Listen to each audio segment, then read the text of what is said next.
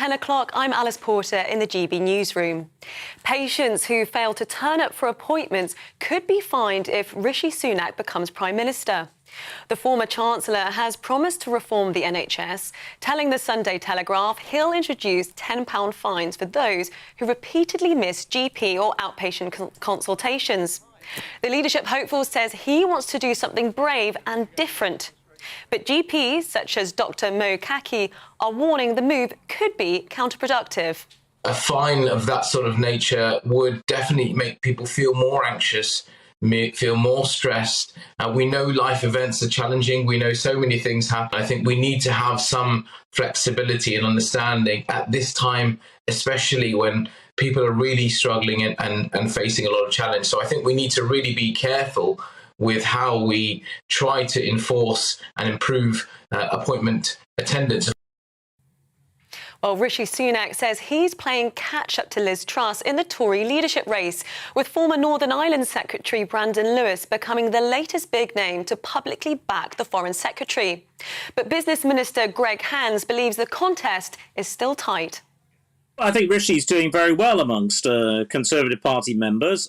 Today's poll just out on Conservative councillors, which are a big part of the Conservative membership, show it to be neck and neck. So I think it's all to play for. Most importantly, Rishi Sunak is the one who polls best with marginal constituencies, wavering voters, the sort of people that the Conservatives need to win back at the next election. Liz Truss has also played down claims she's now the frontrunner. She's pitching herself as the Education Prime Minister, saying she plans to replace failing academies with free schools. She's also pledging to improve maths and literacy standards.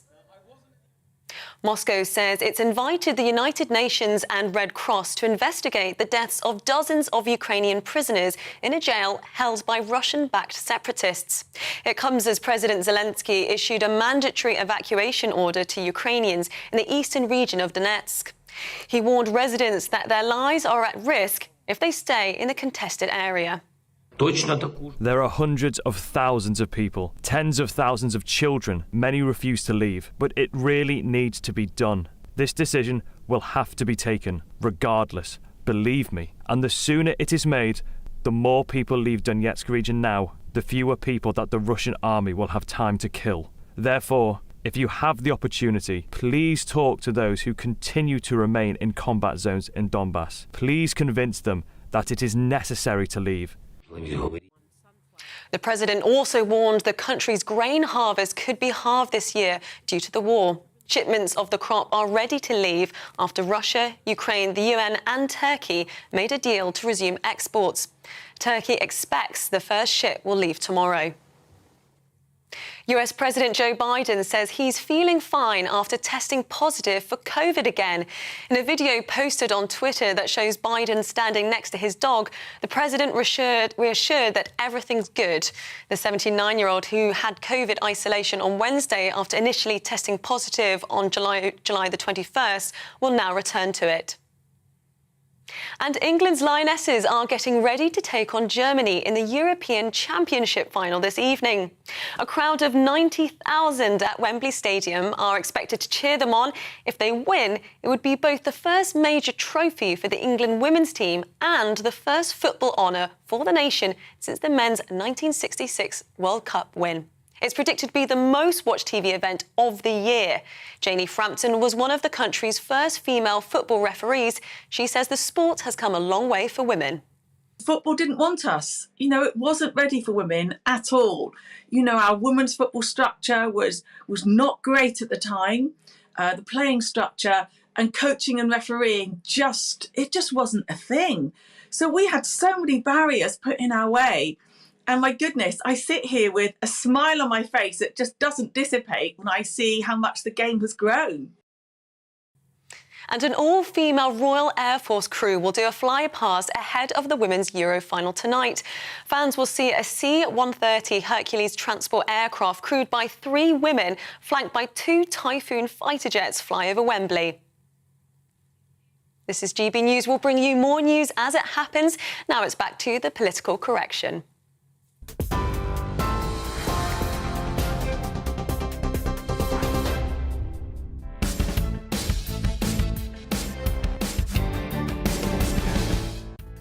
Good morning. You're watching and listening to GB News, and this is The Political Correction. I'm Deanna Davison, and today I'm joined in the studio by Carolyn Harris, Welsh Labour Deputy Leader and the MP for Swansea East. And the former Conservative Cabinet Minister David Mellor will be joining us shortly. We're here for the next 2 hours to correct politics and put you, the people, back in charge. As you know, this is not about journalists talking to journalists, it's about you telling us what you think. Coming up this hour, we'll be joined by an MP supporting Rishi Sunak and an MP supporting Liz Truss to discuss their new policy pledges. From the Sunak camp, a £10 charge if you fail to show up for a GP or hospital appointment. And from the Truss camp, help for generation rents with a shake-up to mortgage affordability rules.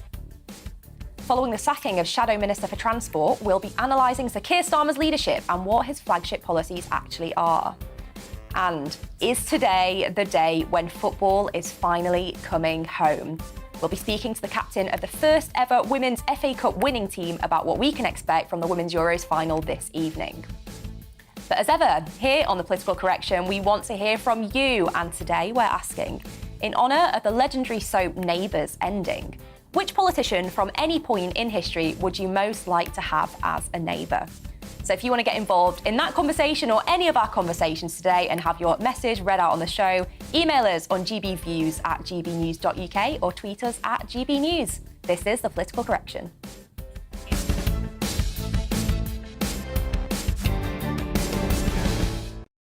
Well, kicking off our show today, rail passengers faced chaos after staff walked out in a dispute over pay and working conditions. Wednesday and Saturday saw a combined 47,000 workers leave their posts, leaving millions stranded at stations across the country. But it was Keir Starmer who stole the headlines after Shadow Transport Minister Sam Tarry was sacked for giving a series of interviews that were not in line with party policy. So, Carolyn, I want to come to you first on this because clearly this is a big Labour story. There has been critique about whether or not Labour MPs should be allowed on picket lines. Tell us what's really going on. Well, I don't believe this is about picket lines. I believe this is about somebody freelancing when they're not in a position to do that. You make a decision in politics if you want to be on the front bench or you want to be on the back bench. If you're on the back bench, you've got a lot more freedom. If you're on the front bench, you need to stick to the party lines and you need to do the media interviews you're asked to do. Sam didn't do that. Sam went off and give forth his own idea of what the policy should be, and he wasn't in a position to do that. So, unfortunately, he was sacked, rightly so, because you can't just decide what policy is for a whole party without getting clarification that that's OK to do. And his narrative, though, has been more that he's been sacked for being on the picket line. Are you saying that's absolutely not the case? That's not the case. I mean, but other front benchers went on the picket line. That's not the case. The case is, for a start, Sam introduced himself as the Shadow Secretary of State for Transport. He's not. That's Lew Haig. It's very disrespectful of Lew that he actually said that. And as for him being sacked, he was actually organised his own media round, give a story about what he felt should have been the policy, which is not the policy of the party. You can't do that on the front bench. You have to come with me on the back benches and be campaigning. It's very fun being on the back benches, I must say. David, I'm keen to bring you in on this. Tell us a little bit about that sort of collective responsibility there, because Carolyn's just said, you know, as a sort of shadow minister, you can't just go make policy up on the hoof, can you? No, you can't. And I must say, I suppose I'm not here to really do that, but I agreed with every word that Carolyn had to say. I mean, if you want to be a backbencher, I spent time as a backbencher, you're free to take up whatever causes you want. If you join the front bench, you are bound by collective responsibility, but you're also bound by party discipline. And you simply can't have people wandering off, joining picket lines against the advice of the leader, and then misdescribing themselves. And I think a spell on the backbenchers will not do Sam Tarry any harm, and I don't imagine he'll be there for very long.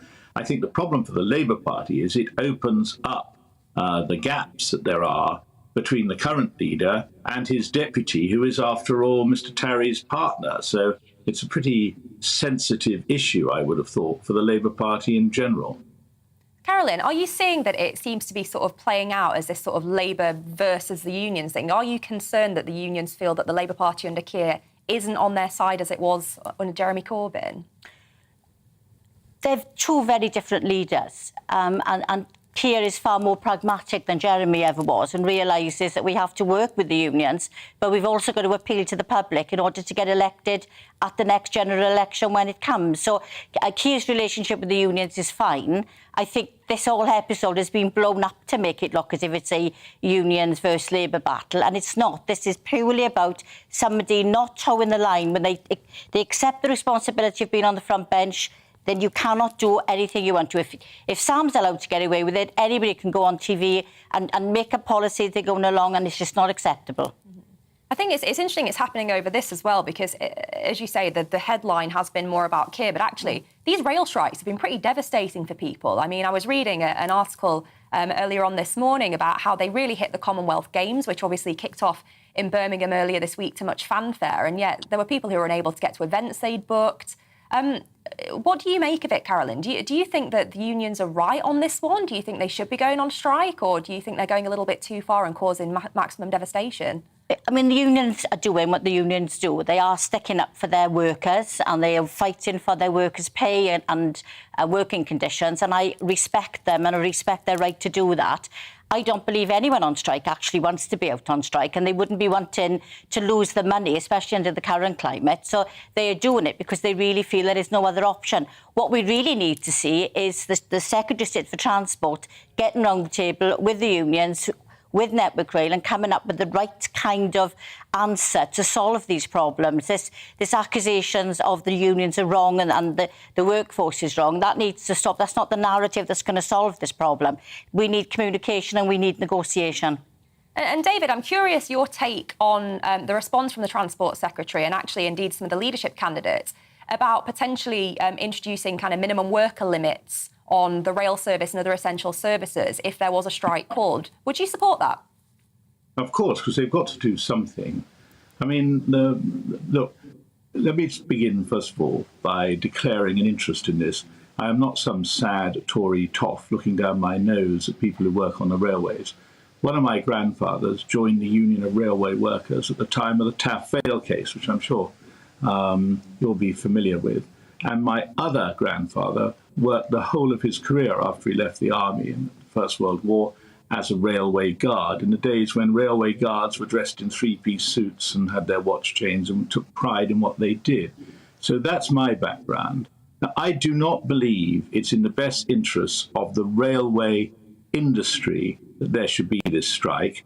And I'm happy to tell you that a lot of other people are working for far less than railway workers get and are being hugely inconvenienced by this. And what it really comes down to is the political motivation of a lot of the union leaders, who obviously see this as a way of slapping a government that's had got a bad time, just slapping them round the face. And I personally think that this is not the right time to do it, that this is a profoundly anti-social act and is causing huge inconvenience to people who don't deserve it.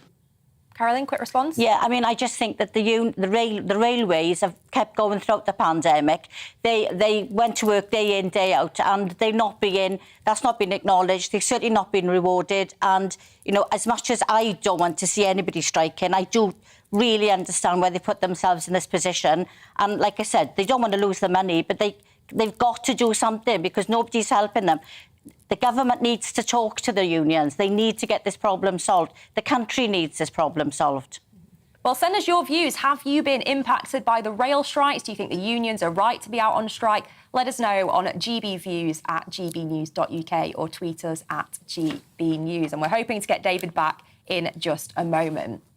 Now, Liz Truss has promised to help millions of renters buy their first home by allowing their rent payment record to be used as evidence for when they apply for a mortgage. The current frontrunner for the Premiership also said she will tear down red tape that's holding back building more homes. So, Carolyn, we had a bit of a discussion about this sort of yesterday when we were talking about the show anyway.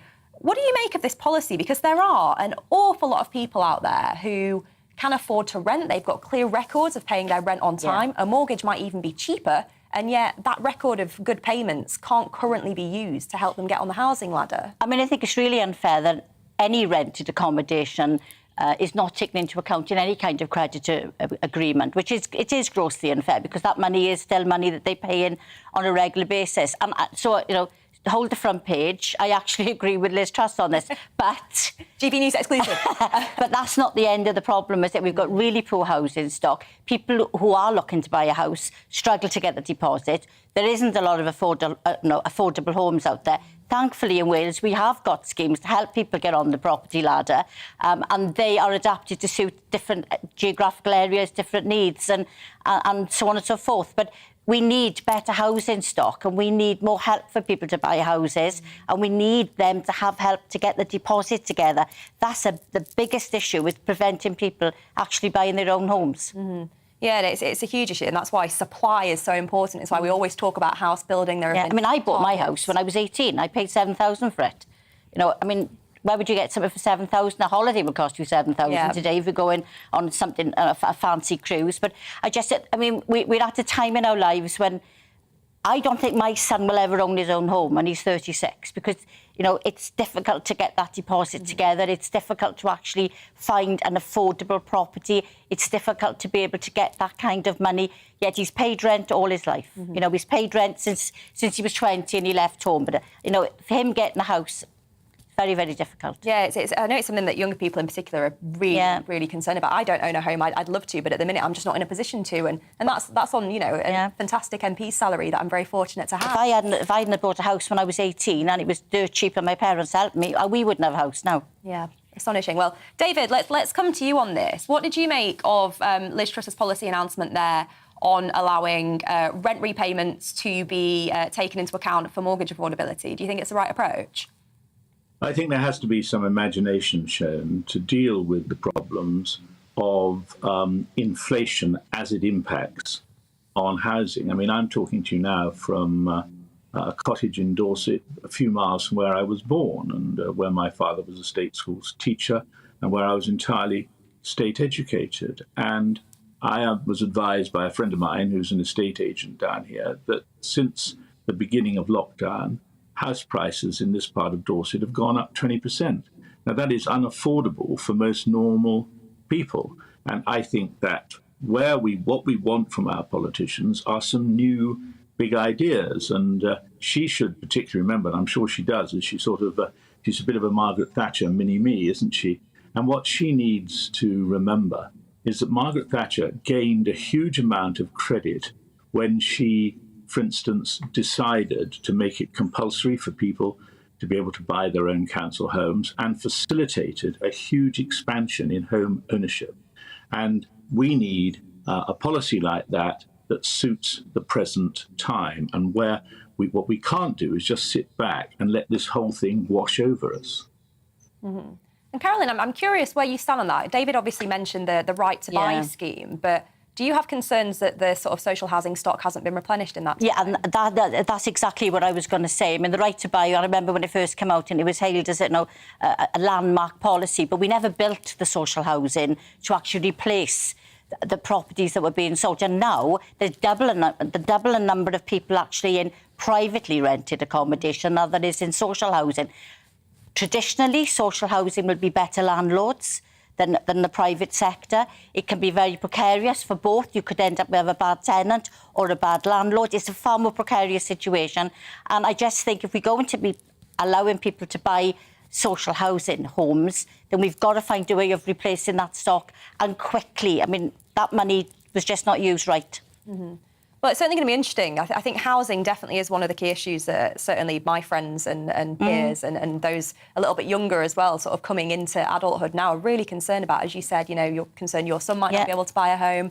And it's not just about buying. I mean, some people don't want to buy a home necessarily, but rental prices in some parts of the country, particularly the cities, are absolutely astonishing these days. Especially London. I mean, it's just insane. You could probably buy a street of houses in Swansea for what you'd pay for one house in London. It's likewise in Bishop Auckland. It's madness. It's just absolutely madness. Yeah, it's so disproportionate. So we need to get it fixed, but it's really good, I think, hearing both the leadership candidates from the Conservative Party talking about it, and we'll be looking forward to Keir's policy as well on housing as we get closer to that election as well. Well, stay with us, because after the break, we'll be asking whether we've had too many debates between the candidates for the Tory leadership. And what do MPs do during a parliamentary recess? Well, stay tuned to find out. We'll give you all the knowledge.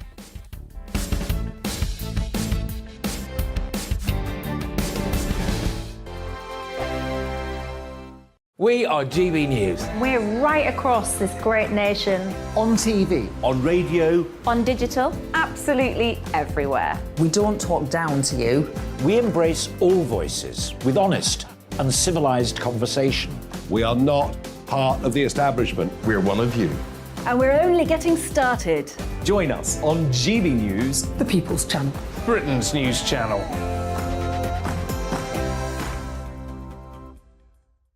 Hi there, it's Stephen and Anne. At breakfast from 6 a.m, you'll always be caught up with everything you need to know, the latest headlines, opinions and debates. We'll bring you the good news and the bad, but most of all, we're here for you. Remember, send in your views and let us know what you would like us to talk about. That's because we're your news channel. And every morning at 6 a.m, it's breakfast on GB News. My name's Tom Harwood and join me 9:30 a.m. every weekday for The Briefing, your one-stop shop for everything you need to know about what's going on in politics today. I wonder if this is a deal that might need to be like the biscuits in this factory, twice baked. Is there not an opportunity here to win out against the extremes? Tom Harwood, GB News. What are you going to do about it? Things should have been done differently, and they certainly are being done differently. Don't miss it. The Briefing with me, Tom Harwood, 9:30 Monday to Friday on GB News. Where would you like to go? Just take me to the studio, please, mate. You know where you're going. I've got a show to do. Friday Night Feast on GB News, 7 p.m. And it's like nothing you've ever seen before. We take a different angle on the week's biggest news stories. The viewers and listeners set me some absolutely mad challenges to do. We tried to rehome a rescue dog. And yes, there's some other wacky stuff in there as well. I feel like I could take on the world. Well, that's that. Friday Night Feast with me, Patrick Christie's, every Friday, 7 till 9 p.m. on GB News. Be there.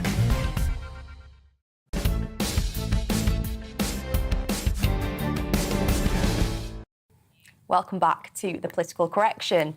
Now, we thought it'd be interesting to ask David about how leadership elections have changed since his time in Parliament.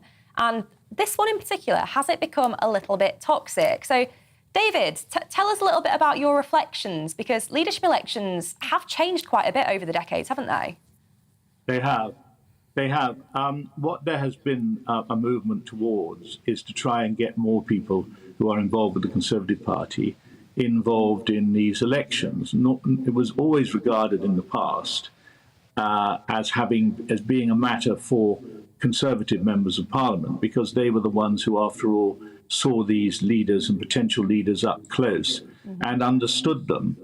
Personally, I think it would have been far better if that had been the way that had been chosen this time. Because, you see, what people forget is how minimal party membership is. When I was the MP for Putney for nearly 20 years in the 70s, 80s and early 90s, my constituency alone had between 3,000 and 5,000 members. Wow. Now, out of 650 constituencies, it's now said, and obviously they don't really know how many members there are in the Conservative Party, but they now say, having started off saying, well, it was around 200,000, they've now settled for 160,000. You do the divisions, 650, you divide 160,000 by 650. It's pathetic and minimal.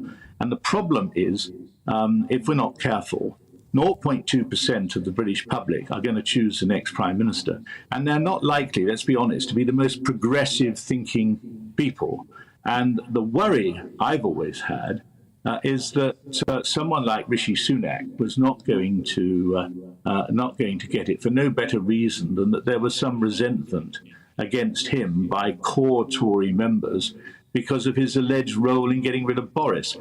I am now less worried about that, as it appears clear that Liz Truss has established a serious lead, not just amongst, it would appear, the members, but also amongst leading front benchers, and the fact that the Defence Secretary came out in favour of her, and so on, to the point that if I was a friend of Rishi Sunak's and he rang me up and said, "Come on, David, what should I do?" I would say, back down. I would say, do not put the party through an unnecessary election. Do a deal with Liz Truss. Work out a job that would be acceptable to you. Liz Truss had any sense, she'd jump at it.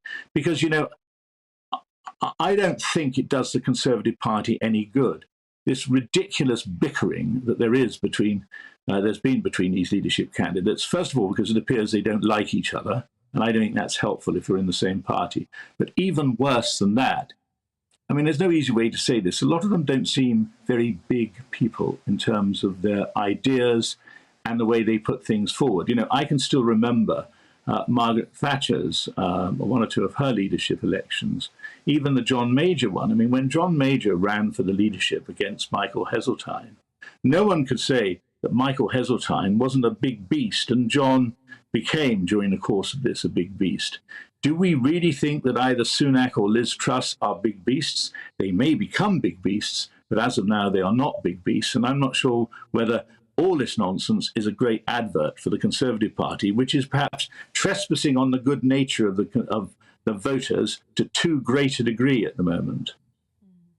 Well, David, thank you for that. You mentioned there, of course, frontbench backers. Well, very topically, we're now actually going to be joined by one of those backers, by the former Northern Ireland Secretary Brandon Lewis, who's come out in support of Liz Truss. Brandon, in your opinion, what is it that Liz has got that Rishi doesn't? Good morning. Yes, I'm backing Liz because, look, a couple of things. So I've known Liz a long time. We're fellow Norfolk MPs. We were fellow Norfolk candidates before the 2010 election.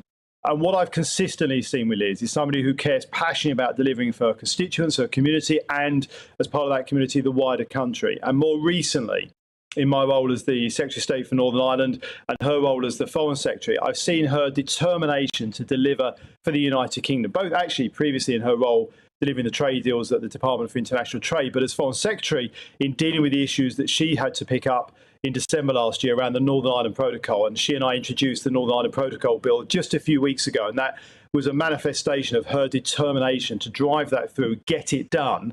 One of the more difficult, challenging things we've had to deal with over the last couple of years. And we wouldn't have got that done without her focus and determination. And that ability to deliver and drive things, I think, is really key in a Prime Minister. And Brandon, I'm not sure if you caught David Mellor there talking about the sort of infighting within the party and how that kind of goes down with the public. Well, I read the article about your backing for Liz, and the headline of it is, Rishi Sunak was too focused on keeping the EU happy over the Northern Ireland Protocol. Do you think that sort of strikes the right sort of tone? Or do you think we need to be a bit more friendly to our opponents in this? Well, yes, I heard most of your conversation with David, actually, and obviously the rules over the leadership structure changed and how we choose our leaders back in, I think it was about 1997. And obviously I've been involved in leadership campaigns from 2001 with Ian Duncan-Smith all the way through to this one. And I chaired the last one, so I was responsible for organising the last leadership campaign. And look, the reality is I've written myself in the last few weeks. We've got a very big, wide open tent. The strength of the Conservative Party is we have so many different people with different views. One of, again, the benefits of somebody like Liz Truss, I think, as a leader of our party, is that she has brought together, just in the last few days, if you look at myself, Ben Wallace, Tom Tugendhat, we've got Jacob Rees-Mogg, you've got people from all corners of the party coming together to support Liz, which I think shows she can bring people together.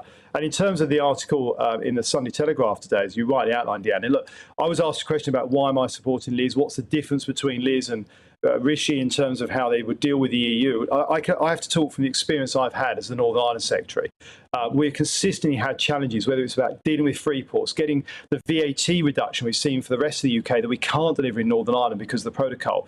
We've had real resistance all the way through from the Treasury. It's great to see Rishi the other night at the hustings saying that he thought the Northern Ireland Protocol bill was resolve issues. It's good to see him come to that conclusion now. But the bill is in Parliament and has gone through the House of Commons because of the focus and determination and work of Liz Truss driving that as a Foreign Secretary. I introduced that bill with her and Suella Braverman as Attorney General and the work she did in it and myself. We saw that bill through despite there being some real challenges with that.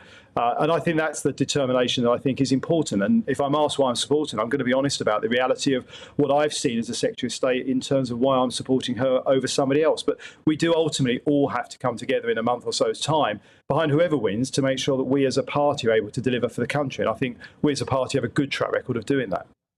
Let's talk quickly about one of the key policies from Liz Truss this week around housing. We had a bit of a discussion on our show earlier today around using rent repayments, evidence of rent repayments for mortgage affordability. You, of course, used to be housing minister. I'm guessing you think this is the right approach? Yes, I do. One of the challenges, and yeah, I did a couple of years as a housing minister and was It's a hugely important part of our economy because housing delivery and construction drives GDP quite substantially, actually. But it's also important to help more people get on the housing ladder. You've got a lot of people out there at the moment, a huge number of people who are paying rent that is costing per month more than the equivalent property would often cost them in a mortgage. So creating more opportunities for people to have that recognised as part of the assessment, I think, is a really good thing. And the more we can do to get more houses built in the right places for people and people's ability to access those houses is a very good thing. And Diana, can I just say one last thing on your conversation with David that I think is important, as someone who's been chairman of the Conservative and Unionist Party, is I do think we should be very clear. Our members, and we saw this really clearly in 2019, showed how vital they are to our party and how they register the importance of the decision they're going to be making in terms of the next leader of our party also being Prime Minister. And I think they showed that brilliantly well in 2019. And I'm confident that through the hustings and the questions they're asking and the challenges they'll put to the candidates, our members will do us very proud and do that in a really professional way, again, as they always do. Joining us today, Brandon Lewis, their former Northern Ireland Secretary, telling us why he is backing Liz Truss in the leadership contest.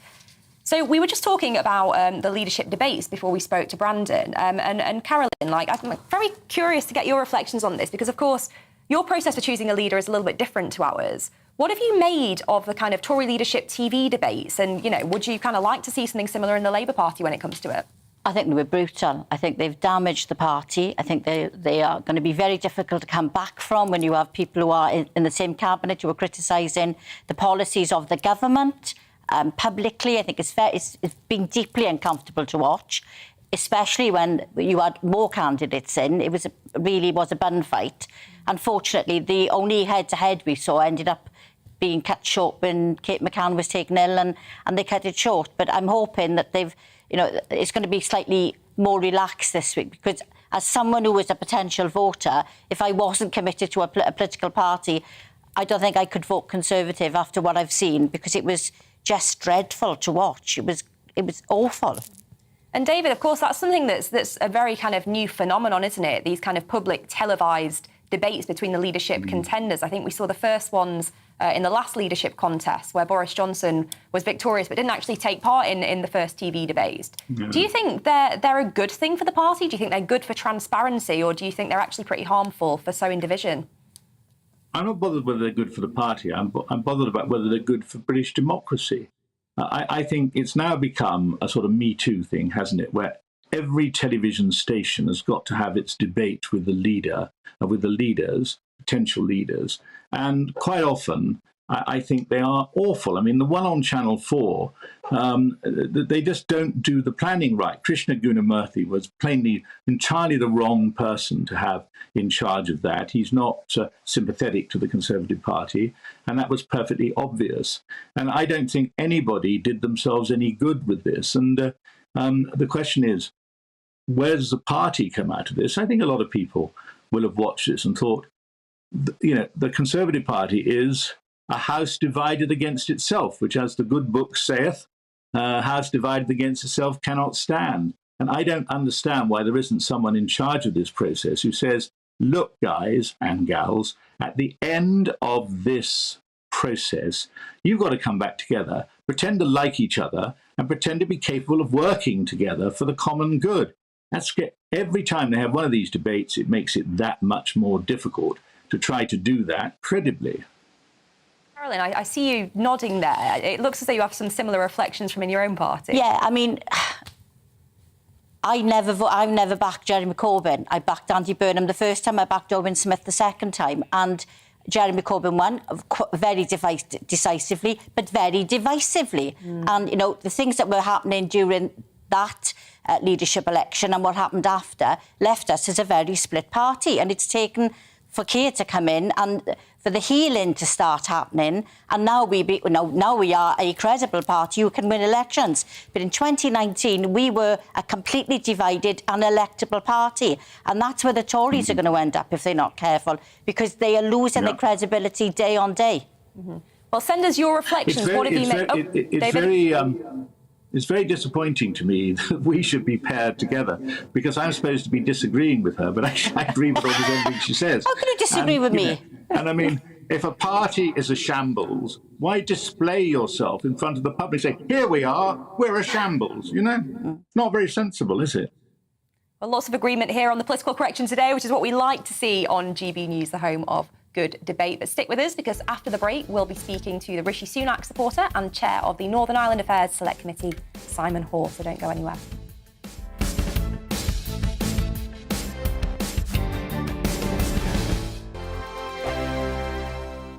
We are GB News. We're right across this great nation. On TV. On radio. On digital. Absolutely everywhere. We don't talk down to you. We embrace all voices with honest and civilised conversation. We are not part of the establishment. We're one of you. And we're only getting started. Join us on GB News, The People's Channel. Britain's news channel.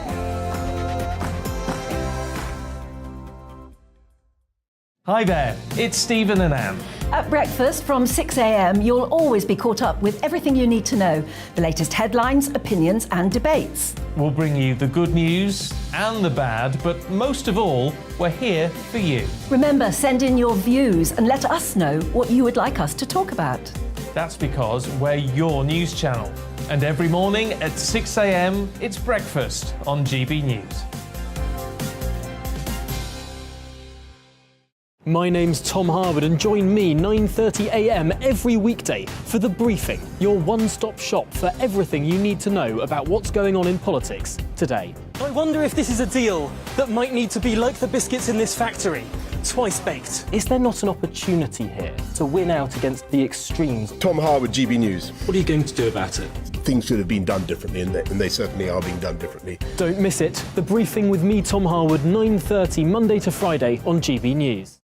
Where would you like to go? Just take me to the studio, please, mate. You know where you're going. I've got a show to do. Friday Night Feast on GB News, 7 p.m. And it's like nothing you've ever seen before. We take a different angle on the week's biggest news stories. The viewers and listeners set me some absolutely mad challenges to do. We tried to rehome a rescue dog. And yes, there's some other wacky stuff in there as well. I feel like I could take on the world. Well, that's that. Friday Night Feast with me, Patrick Christie's, every Friday, 7 till 9 p.m. on GB News. Be there.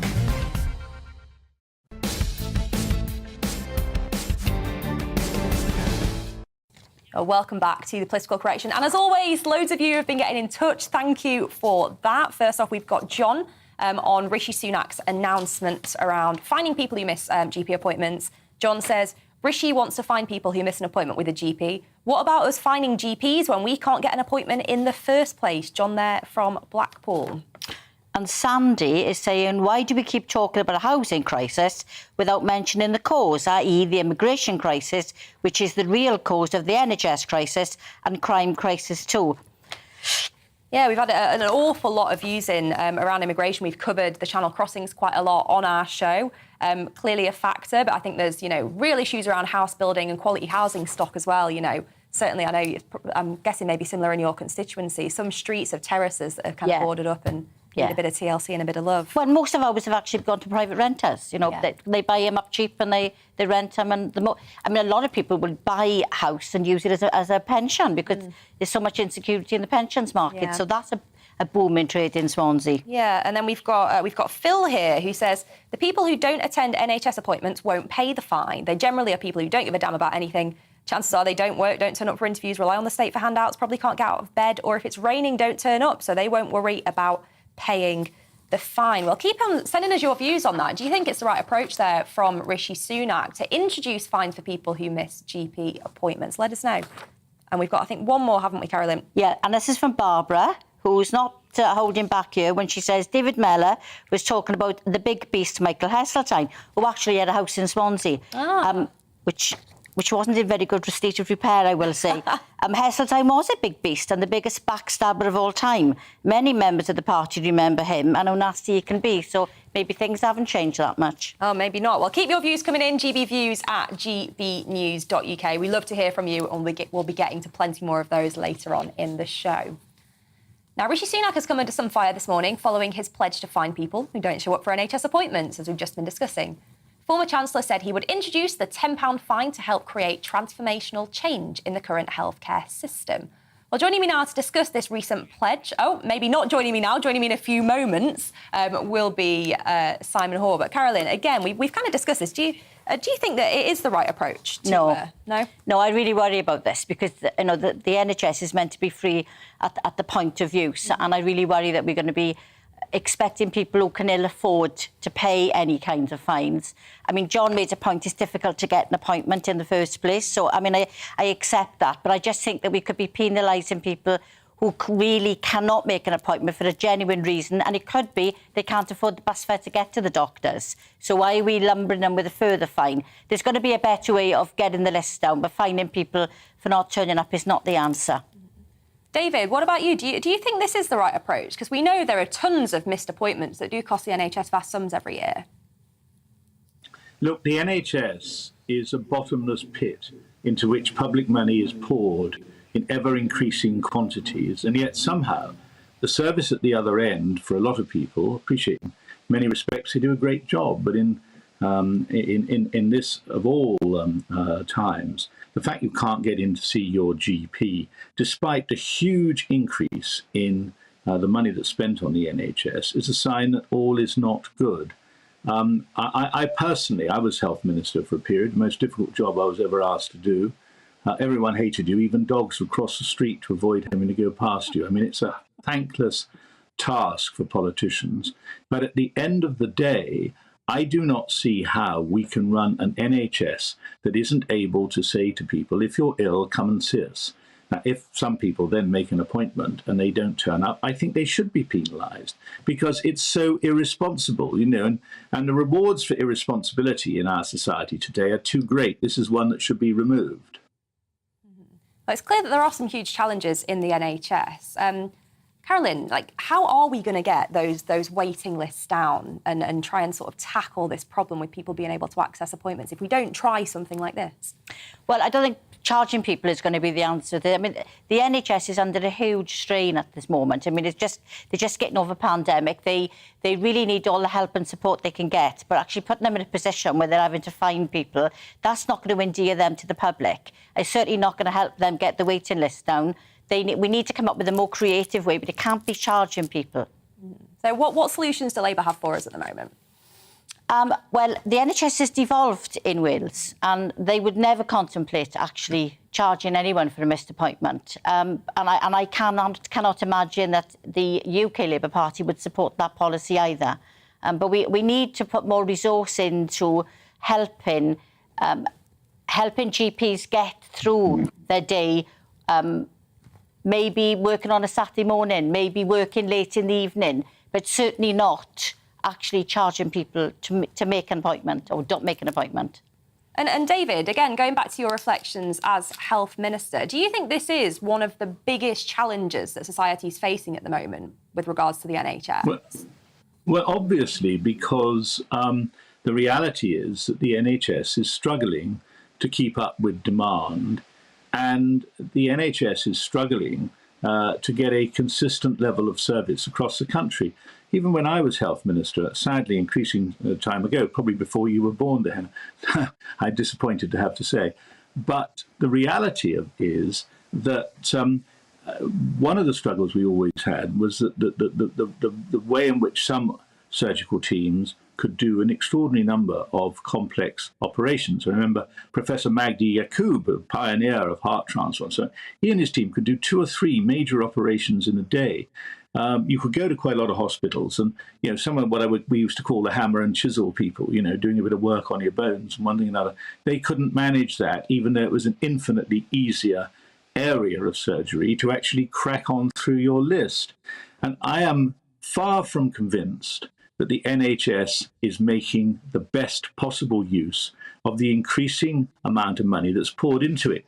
And I do think that sometimes politicians let themselves down because instead of actually being prepared to say, here's the money, we have to try and make sure that that value for money is delivered and take the NHS on value for money. We allow ourselves to fall out as politicians and say, well, we should give them more, we should give them more. How much more do we realistically think we can give the NHS without impoverishing a whole lot of other equally important public services? Yeah, I just think that the NHS is too heavy, is too top-heavy. There are too many managers and not enough people on the ground. So that's one way that we can address this, is actually have less managers, less people telling other people what to do, and more people actually doing the jobs. But there's community pharmacists, there's prescriber nurses, there's GP pharmacists. There's a whole range of issues that they can actually prescribe and diagnose without you having to go to a GP. It's about being creative. It's about creating a community hub, a one-stop, if you like, where you can go, and if you don't see the GP, you will see a qualified professional who can understand most things. I'm glad we're back on the path of agreement now, because, of course, the NHS is supposed to be the National Health Service, but all too often it's the National Sickness Service. And the irony is there'll be people sitting in a GP surgery who won't really be very ill, and often they're just attention seekers. There'll be someone walking by who will think he or she is incredibly well. They're about to have a heart attack, but they don't know it.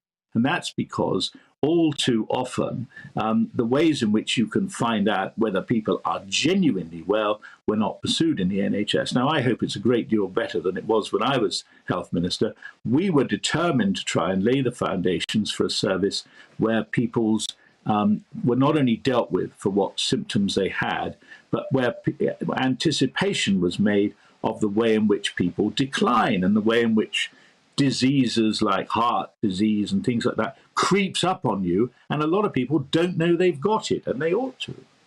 But David, don't you think that some of these attention seekers, you call them, don't you think there's an element of mental health issues there that we should be addressing? Of course. Just because they don't look well doesn't mean to say they shouldn't be seeing a doctor or somebody for their issues. Yeah, I mean, you're absolutely right. And that's the problem with the present system. You know, look, a lot of people exaggerate their symptoms. For a lot of people, it's a form of illness to actually think that they're very ill when they're not. But I don't think it makes it any better if we say to those people, go and get an appointment, and if you're feeling a little bit better on the day, don't bother to show up. You know, and I think a service that's as expensive as the NHS, it has to be treated as a privilege to be able to go, and not to be something where you time waste. And there's so much time wasting in the NHS. There's no doubt about that. But we are the envy of the world with our National Health Service. The very fact that we look after our citizens and we provide a service for them makes us exceptional in the world. I would hate us to go down the road of America or any of the other countries where everything is privatised, where people can't afford to be ill and people are suffering. It's a dangerous road, David. But privatisation is a really sad thing, because it's just an old political smear that's thrown around. I mean, once again, we are what we are. We are what our families made us. My sister was a very senior nursing director within the NHS. I've always been very committed to the NHS, but that doesn't mean I think the NHS is perfect, and certainly doesn't mean that I think the NHS hasn't got a way to go to be as effective as it ought to be.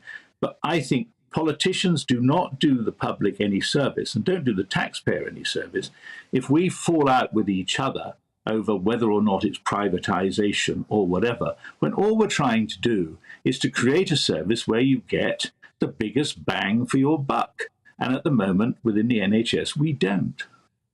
I think from my reflections, I've met very, very few, literally one or two in my entire time of Conservative Party members, supporters, voters, who actually would favour a fully private system. I think everyone else is fully committed to a system whereby if you turn up at a hospital, you get treated, you don't have to pay any money up front. If you turn up to a doctor, you can see a doctor. I think elements of, private industry supporting services, delivering operations, etc., probably, for most people at home, probably is okay, as long as they can get seen and get their operation quickly. But I think I found it a bit disappointing. We talked about it on our show, I think it was last week, actually, with Paul Embry, around how often as Tories, the second we say we need to talk about NHS reform, it's always you just want to privatise. And I think it's probably not the case at all for, 99.9999% of Conservatives. David, you've looked like you're agreeing there. I do, yes. No, I'm disappointed. I come on with you two women and I'm spoiling for a fight and you're not giving me one. We can. Actually, I'm just sitting quietly, drinking a little orange juice and becoming a sad old git in the country. So don't worry, I'm very happy to be agreeing with you. Well, this is what GBNews is all about. Good debate, fun debate, and everyone getting their say, the home of free speech. Well, as I said a couple of minutes ago, we've got him now joining me to discuss the recent pledge by Rishi Sunak on GP appointments and being fined if you miss them, and to discuss the campaign as a whole is the chair of the Northern Ireland Select Committee and supporter of Rishi Sunak, Simon Hoare. Simon, thank you for your time this morning. So, quick overview, why are you backing Rishi? I think he's the candidate who gets the fact that it's always the economy that is the engine for all of the investment in public service we want to see. And I think as well that he's the candidate who can best unite the party. And that struck me very forcibly at his launch event when I found myself standing next to Dominic Raab, the Deputy Prime Minister. Dominic on a different wing of the party. To me, I looked around and I saw colleagues representing all shades of opinion across the Conservative Party. And I think you know as well as I do that we're at our most attractive electorally when we are the broadest of broad churches. So we need to have that cross-party attractiveness to the electorate. We need to build a good, strong cabinet, and I think that Rishi is the best person to do that. So, Simon, obviously we've seen this pledge by Rishi Sunak led in the papers today around introducing fines if people miss GP appointments. We've had a bit of kickback from that on our show this morning. What's your take? I think it's a very sensible and long overdue thing. My late father-in-law was a doctor, and he always thought that we should actually put the cost of prescriptions, the actual cost of the drugs, on our tablets and medicines as well, so that we would actually realise that there is a cost. And at a time when we're trying to end the backlog, reduce the backlog of GP appointments post-COVID, there are too many people. I remember sitting in Blandford Forum in my own constituency with the GP's practice, something like 20% of people had not turned up over a period of 3 or 4 months. That is annoying for the doctor, that's annoying for the receptionist. It's infuriating for other patients who are seeking appointments, being told that the list is full, and then people are not turning up. So I think it's a good idea, long overdue. I'm keen to talk to you about tax policy, because this has seemed to be one of the clear dividing lines between Rishi Sunak and Liz Truss. Now, Rishi was criticising Liz for unfunded tax cuts, and then the other day seemed to U-turn by saying that he would introduce a cut in VAT on energy bills. Is he being consistent there? Well, you describe it to Henna as a U-turn. I think what we've seen from the Chancellor, from the former Chancellor, from Rishi at his time, was a series of bite-sized chunk initiatives to help people deal with the cost of living crisis. I know from my discussions with him several months ago that he was very alert to the pressure of VAT with regards to domestic fuel. He was very alert to the excessive tax take which the Treasury was having as a result of inflation. And he always saw that as something to be in the mix and with the potential to be delivered. So I wouldn't describe it as a U-turn. What I think it is, it's another instalment, if you like. It's another step in that direct, costed, funded, affordable approach to supporting people at a very difficult time when inflation is high.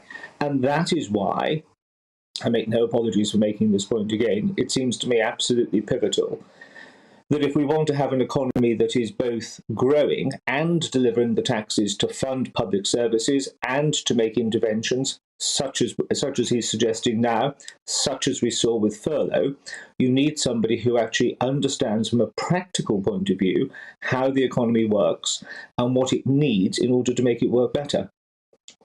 And Simon, I want to talk to you a little bit about the current polling. I mean, polls are polls. As politicians, we have to pay them a little bit of attention to look at the trends. But looking at the polls of kind of party members, are you worried about Rishi Sunak's prospects of winning this race? No, not in the slightest. If you see, there's still a very large chunk of people who are still saying, I don't know. I think that this was a contest which was not planned. So people weren't necessarily thinking about it, weren't assessing the runners and riders.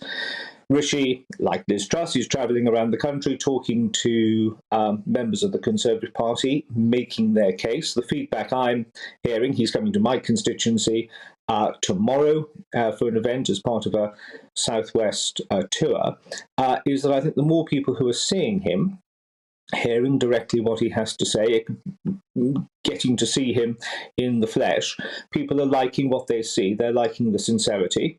They're liking the honesty. They're liking the realism any politician, gosh, you know as well as I do, we can make all sorts of very attractive, populist, popular, we'll do this, we can do that, and all the rest of it, which I think actually is very damaging to politics. There's that old phrase, isn't there, of Mario Cuomo, that candidates campaign in poetry and then govern in prose.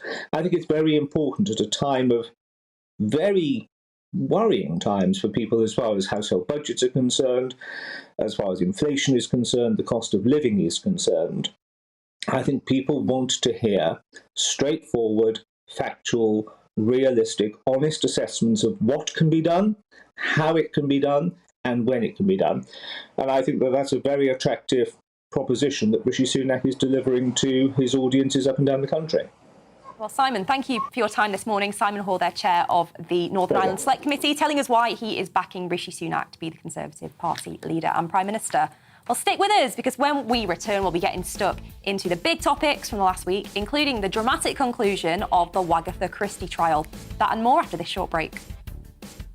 Now, looking ahead to the weather, it's going to be wet, I'm afraid, across parts of England and Wales, or good for your lawns.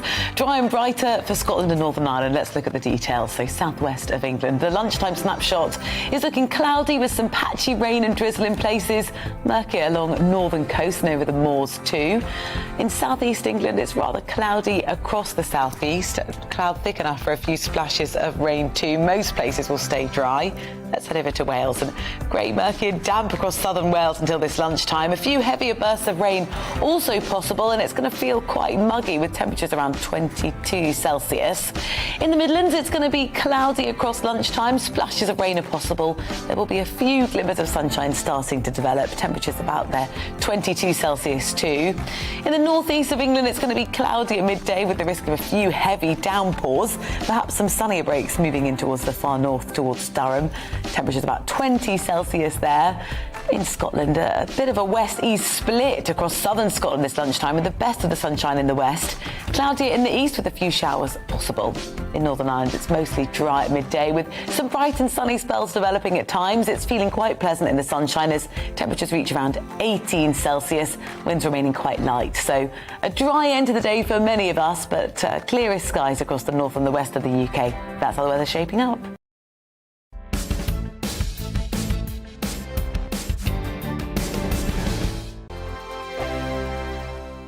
We are GB News. We're right across this great nation. On TV. On radio. On digital. Absolutely everywhere. We don't talk down to you. We embrace all voices with honest and civilised conversation. We are not part of the establishment. We're one of you.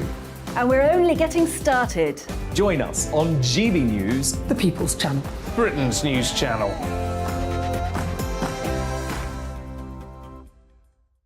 Hi there, it's Stephen and Anne. At breakfast from 6 a.m, you'll always be caught up with everything you need to know. The latest headlines, opinions and debates. We'll bring you the good news and the bad, but most of all, we're here for you. Remember, send in your views and let us know what you would like us to talk about. That's because we're your news channel. And every morning at 6 a.m, it's breakfast on GB News. My name's Tom Harwood, and join me 9:30 a.m. every weekday for The Briefing, your one-stop shop for everything you need to know about what's going on in politics today. I wonder if this is a deal that might need to be like the biscuits in this factory, twice baked. Is there not an opportunity here to win out against the extremes? Tom Harwood, GB News. What are you going to do about it? Things should have been done differently, and they certainly are being done differently. Don't miss it. The Briefing with me, Tom Harwood, 9:30 Monday to Friday on GB News. Where would you like to go? Just take me to the studio, please, mate. You know where you're going. I've got a show to do. Friday Night Feast on GB News, 7 p.m. And it's like nothing you've ever seen before. We take a different angle on the week's biggest news stories. The viewers and listeners set me some absolutely mad challenges to do. We tried to rehome a rescue dog. And yes, there's some other wacky stuff in there as well. I feel like I could take on the world. Well, that's that. Friday Night Feast with me, Patrick Christie's, every Friday, 7 till 9 p.m. on GB News. Be there.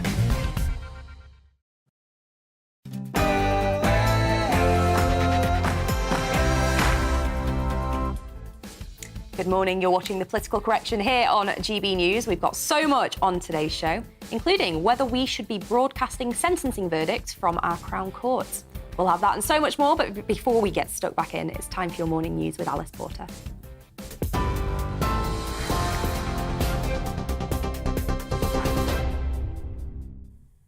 Good morning. It's just gone 11 o'clock. I'm Alice Porter in the GB newsroom.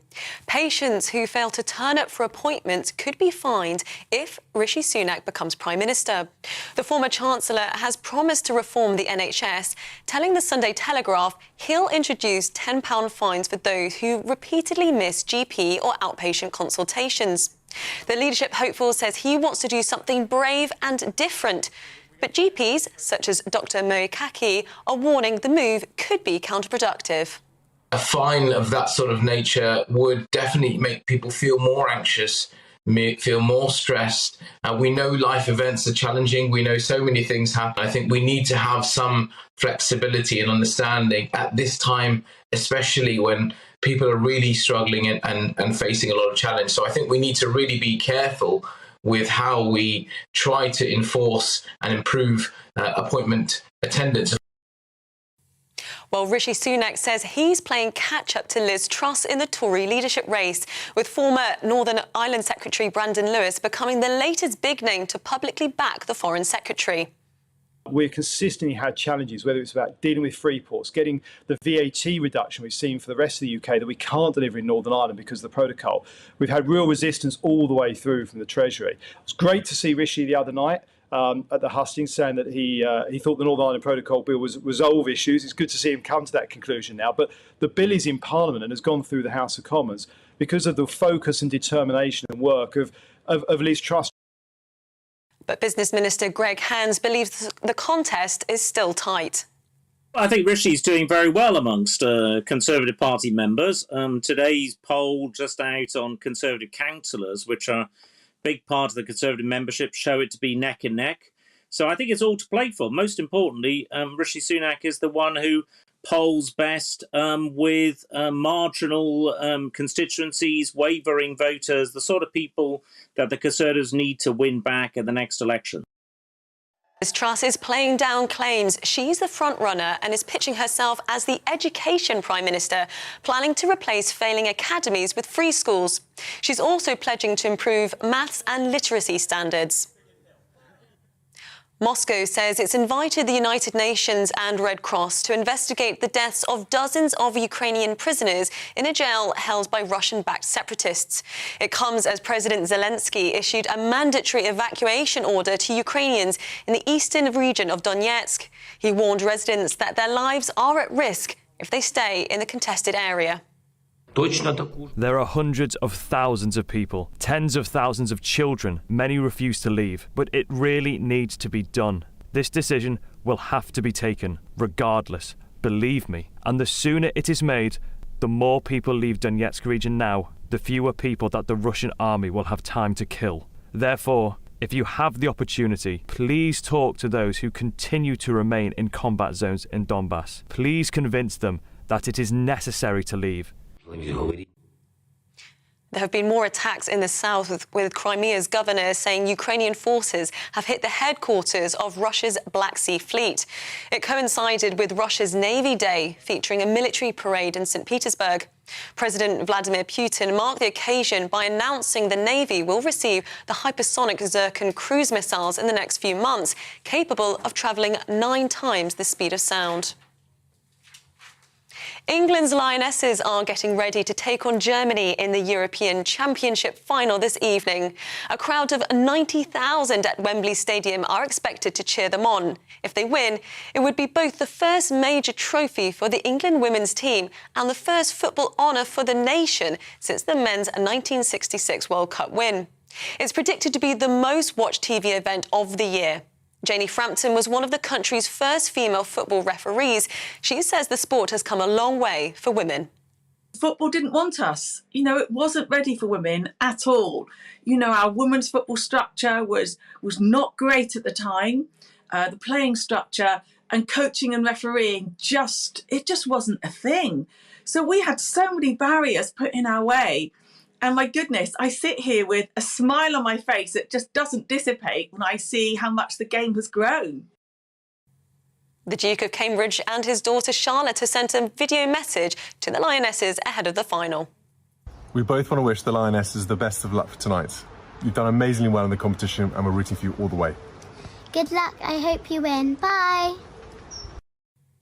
And an all-female Royal Air Force crew will do a fly-past ahead of the Women's Euro final tonight. Fans will see a C-130 Hercules transport aircraft crewed by 3 women, flanked by 2 Typhoon fighter jets, fly over Wembley. This is GB News. We'll bring you more news as it happens. Now let's get back to the political correction.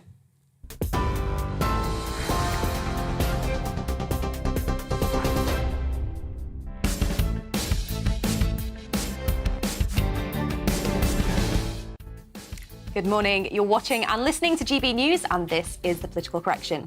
I'm Deanna Davison, and today I'm joined in the studio by Carolyn Harris, Welsh Labour Deputy Leader and the MP for Swansea East, and the former Chief Secretary to the Treasury, David Mellor.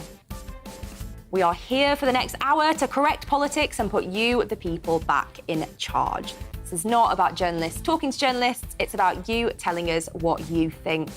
Coming up this hour, Wagatha Christie finally came to an end this week, with Colleen Rooney claiming victory over Rebecca Vardy. But with new televised sentences being allowed on our screens, will these type of cases become more entertainment than justice? Following the NHS reforming how gay couples are able to access IVF, does more of our healthcare need to be reformed to help protect women and break down outdated rules?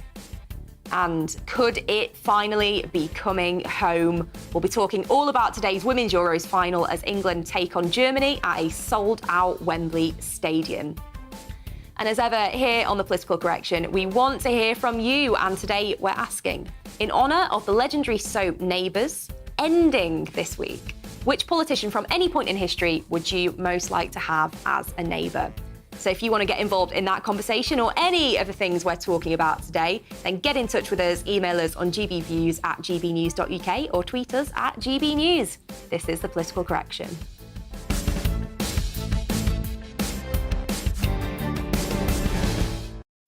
And indeed, loads of you have been getting in contact with us here. We've got John first, who says, I currently work for the NHS, and the money they waste in all aspects of its function would need to be seen to be believed. If it was a private sector company, it would be bust. And that, of course, in response to Rishi Sunak's pledge today that he would start charging people £10 if they miss GP or hospital appointments. Carolyn.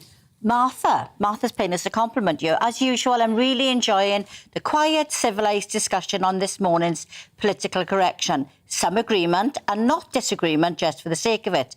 Represents the middle-of-the-road views, which I think the vast majority of British people hold and which seem sadly underrepresented in most of the noisy political debate on the big channels nowadays. We'll take that as a compliment. Well, thank you very much, Martha. And that's something we always try and do here on The Political Correction. We make sure everyone's voices get heard, including yours. So keep sending us your views. Now, we've got a few comments around the interview we did with Simon Hoare on why he's backing Rishi Sunak. We've got Richard here who says, Sunak doing U-turns on the economy, never to be trusted. And as for Simon Hoare, what a load of waffle, typical of MPs with their double speak.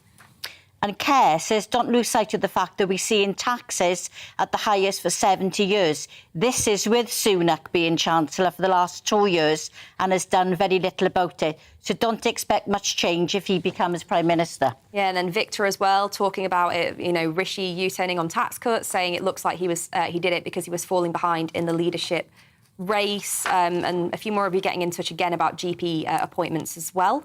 We've got Brian who says, it's virtually impossible to see your local GP face-to-face these days as doctors only work 3 days a week. Therefore, imposing a fine if you finally manage to get an appointment but can't get there because the bus is late misses the whole point.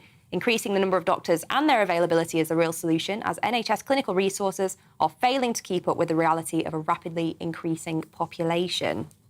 And Anne said, I think the problem is many GPs are set up as businesses, with profits going to the partners of the practice. In our surgery, previously well patients were taken off effective thyroid treatment with it being replaced with one they could not take. Obviously, this was not a clinical decision, but a financial one. Well, clearly the NHS has caught your guys' imagination today, so do keep your views coming in. Do you agree with this policy to fine people if they miss appointments? Do you not? How can we fix the NHS and make sure people can see GPs? Send us your views on gbviews@gbnews.uk. Now, the Wagatha Christie trial came to a conclusion on Friday, with the judge ruling that Mrs Vardy was an untrustworthy witness who was likely to have destroyed potentially crucial evidence on purpose. Mrs Vardy is now expected to foot most of the legal bill, estimated at £3 million. Meanwhile, Colleen Rooney says it should never have gone to court and that the money could have been better spent helping others. But in the same week as we saw the first broadcast of a UK Crown Court sentencing hearing, will this change the way that we look at and talk about some of these more eye-catching cases? Carolyn, the Wagatha Christie trial, I think, has got so much coverage by very nature of being about wags, which always kind of captures people's imagination. But contrast that with the kind of classic British reporting from the courtroom rather than a live television feed with, for example, what we saw in America with the Johnny Depp and Amber Heard trial, where people were following it, clipping it, doing parody videos.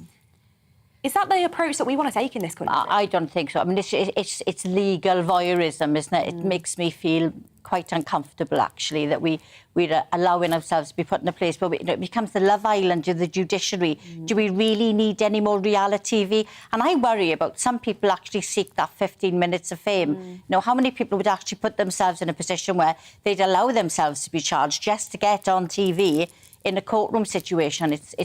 I think it's a very, very risky road to go down. Yeah, no, I agree. I mean, on the one hand, part of me thinks it's good transparency to have people be able to watch trials and see it. But then again, you can go to the courtroom and sit in the gallery and observe anyway. Does it need to be sort of broadcast on TV? And the big cases, the cases that matter to the public, the cases that people actually need to know about and will hear about, will be covered on the news anyway. Yeah. You know, and you know, that's enough, isn't it? I mean, we just need to know what we need to know. Actually being in the courtroom, no, I really don't think... What about the witnesses? What about protection? If this was a movie, it would have a censorship age limit on it. We don't know what we're going to hear when we're listening to witnesses and listening to evidence. No, I don't think it's a good road to go down. Well, David, I'm keen to kind of get your reflections, because, of course, you were a barrister. What did you make of the first kind of sentencing hearing being broadcast? Do you think it's the right approach, or are we going down a bit of a dangerous road here? I don't think open justice is ever a problem. I'm much more worried about closed justice, where you sometimes find names are withheld, you sometimes find that full details are not given of cases on the basis of some spurious argument that it's not in the best interests of some of the litigants that their name should be revealed. I think if someone wants to go to court, except in exceptional circumstances, everything relevant should be disclosed. And of course, for me, the sadness is the way that the court system is dragging behind and is not managing to bring cases to trial as early as they should. The backlog, for instance, in the Crown Court is tens of thousands of cases. And when you think each one of those is a crime committed against somebody, sometimes sensitive crimes like sexual offences, the fact that, you know, the British courtroom cannot provide a hearing is frightening. And actually, one of the reasons why I look at that Wagatha Christie trial and think what a waste of everybody's time, money and effort is that, you know, a courtroom had to be provided for these pampered women to sort of vomit their dislike of each other and the silly, pathetic things that they were concerned about. And, you know, OK, they're paying through the nose for their legal representation.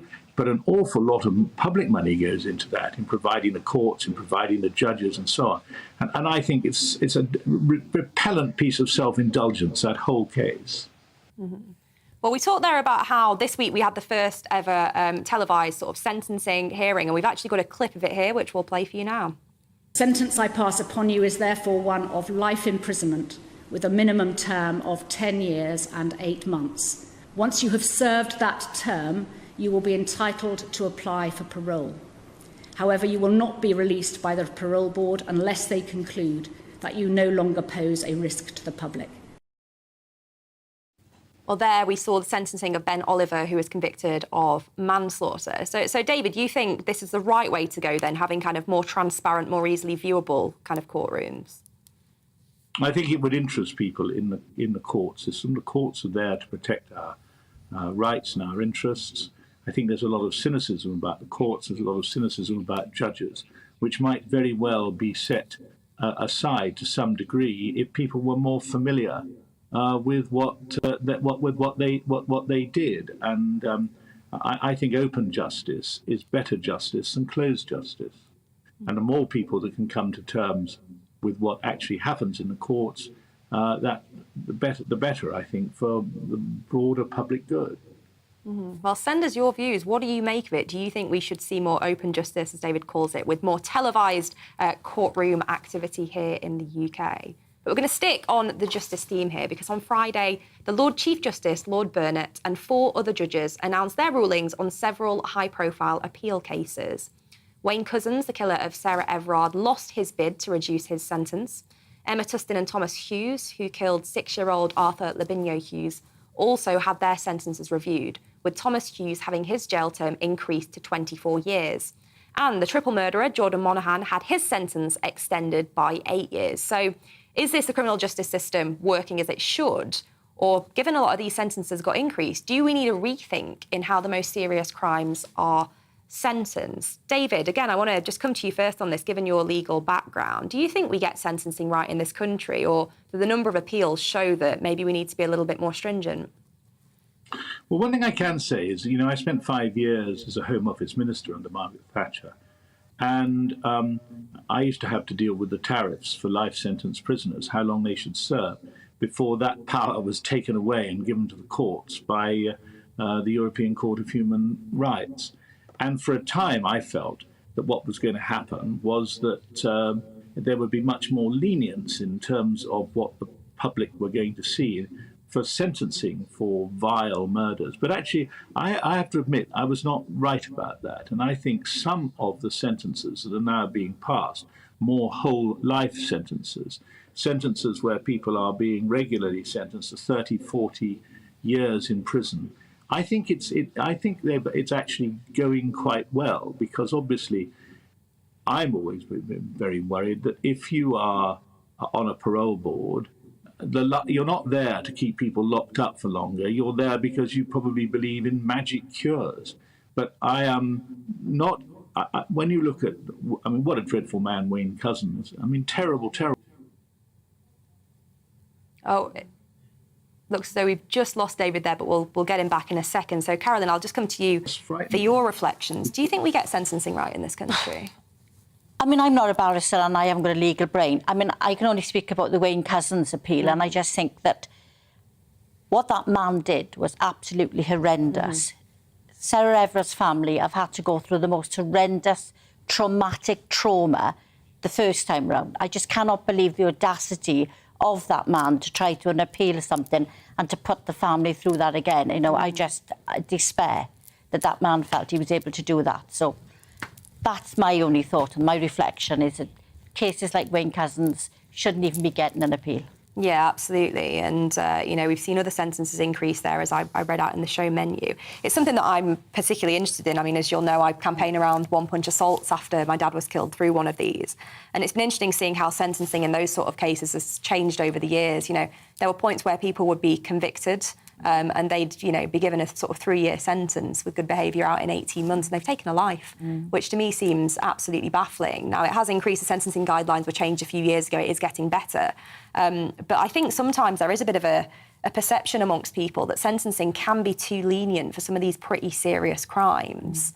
Not the incredibly high-profile ones where we do see whole life orders, 20, 30-year terms handed out, but others, manslaughter where people might get, 8, 9, 10 years and actually they've taken a life.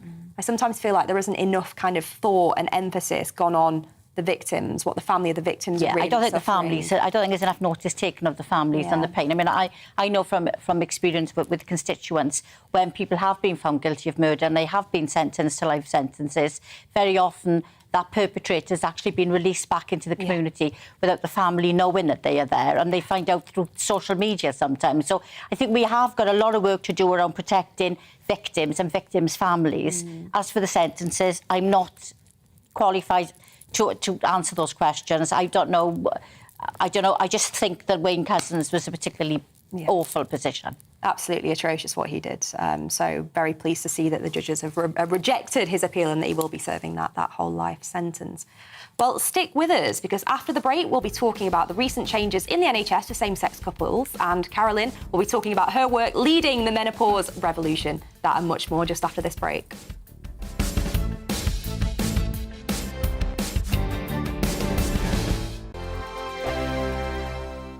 We are GB News. We're right across this great nation. On TV. On radio. On digital. Absolutely everywhere. We don't talk down to you.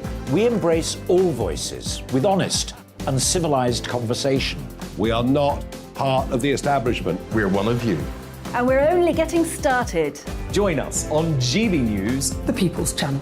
Britain's news channel.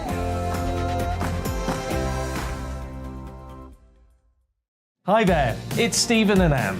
At breakfast from 6 a.m, you'll always be caught up with everything you need to know, the latest headlines, opinions and debates. We'll bring you the good news and the bad, but most of all, we're here for you. Remember, send in your views and let us know what you would like us to talk about. That's because we're your news channel. And every morning at 6 a.m, it's breakfast on GB News. My name's Tom Harwood, and join me 9:30 a.m. every weekday for The Briefing, your one-stop shop for everything you need to know about what's going on in politics today. I wonder if this is a deal that might need to be like the biscuits in this factory, twice baked. Is there not an opportunity here to win out against the extremes? Tom Harwood, GB News. What are you going to do about it? Things should have been done differently, and they certainly are being done differently. Don't miss it. The Briefing with me, Tom Harwood, 9:30 Monday to Friday on GB News.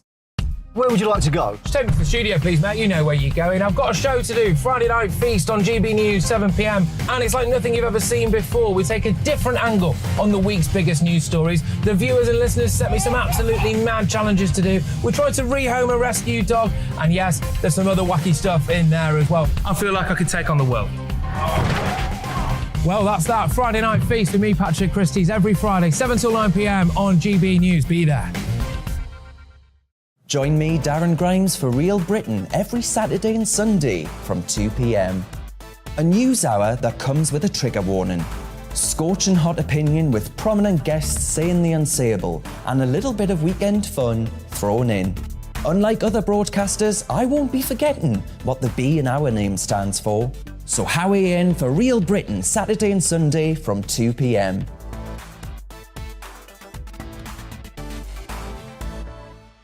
Hello, I'm Patrick Christie's. And I'm Mercy Moroki. Make sure that you join us Monday to Thursday, 10 a.m. until midday, right here on GB News for To The Point.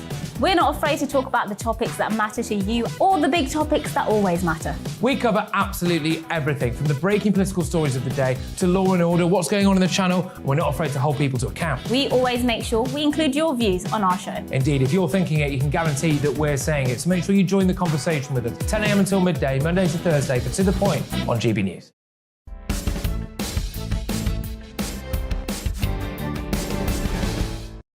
Welcome back to the Political Correction. And as always, loads of you getting in touch. We're double-sided today. That's how many of you have been contacting us. So I want to start with this one, because I think this will bring a smile to Carolyn's face. Mo says, why doesn't Carolyn stand as Labour's leader? She's fab and I'm a Conservative. There you go. Call to arms for you there. No, thank you. Alex said, I've been a magistrate and we'd advise sentencing was being hindered by a lack of prison space, so use community penalties. This is totally wrong. Build more prisons. Ooh, gosh, no. And then we've got Joe from Cheshire, who says, hi, the televised sentencing last week shows what the public have thought all along. The sentences are absolutely pathetic. 9 years. Not enough. And Helen says, if I was able to go through the NHS books, I reckon I could save 30 billion a year. The NHS spends too much money on admin staff. The NHS procurement office needs reforming.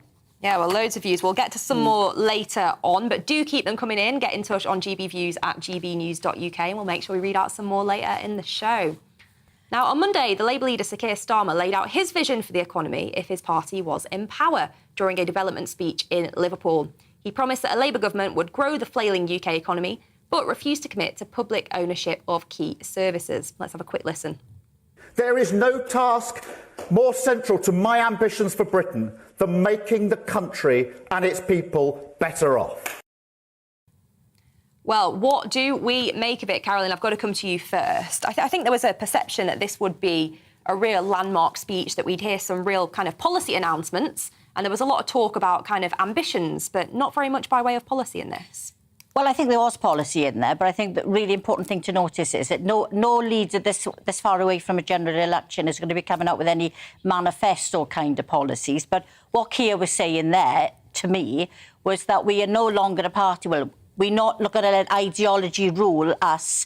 We need to be a party which is in number 10 Downing Street. So we want to be the governing party, and to do that we have to do what's best for the country. We want to work with businesses. We want to channel all that fantastic knowledge and energy we have in businesses, in academia, with scientists. We need to get Britain moving again, and we need to be able to do it combined and do what's best for the country, so that the towns and the cities can all make an equal contribution, and that will filter through and we'll get better jobs.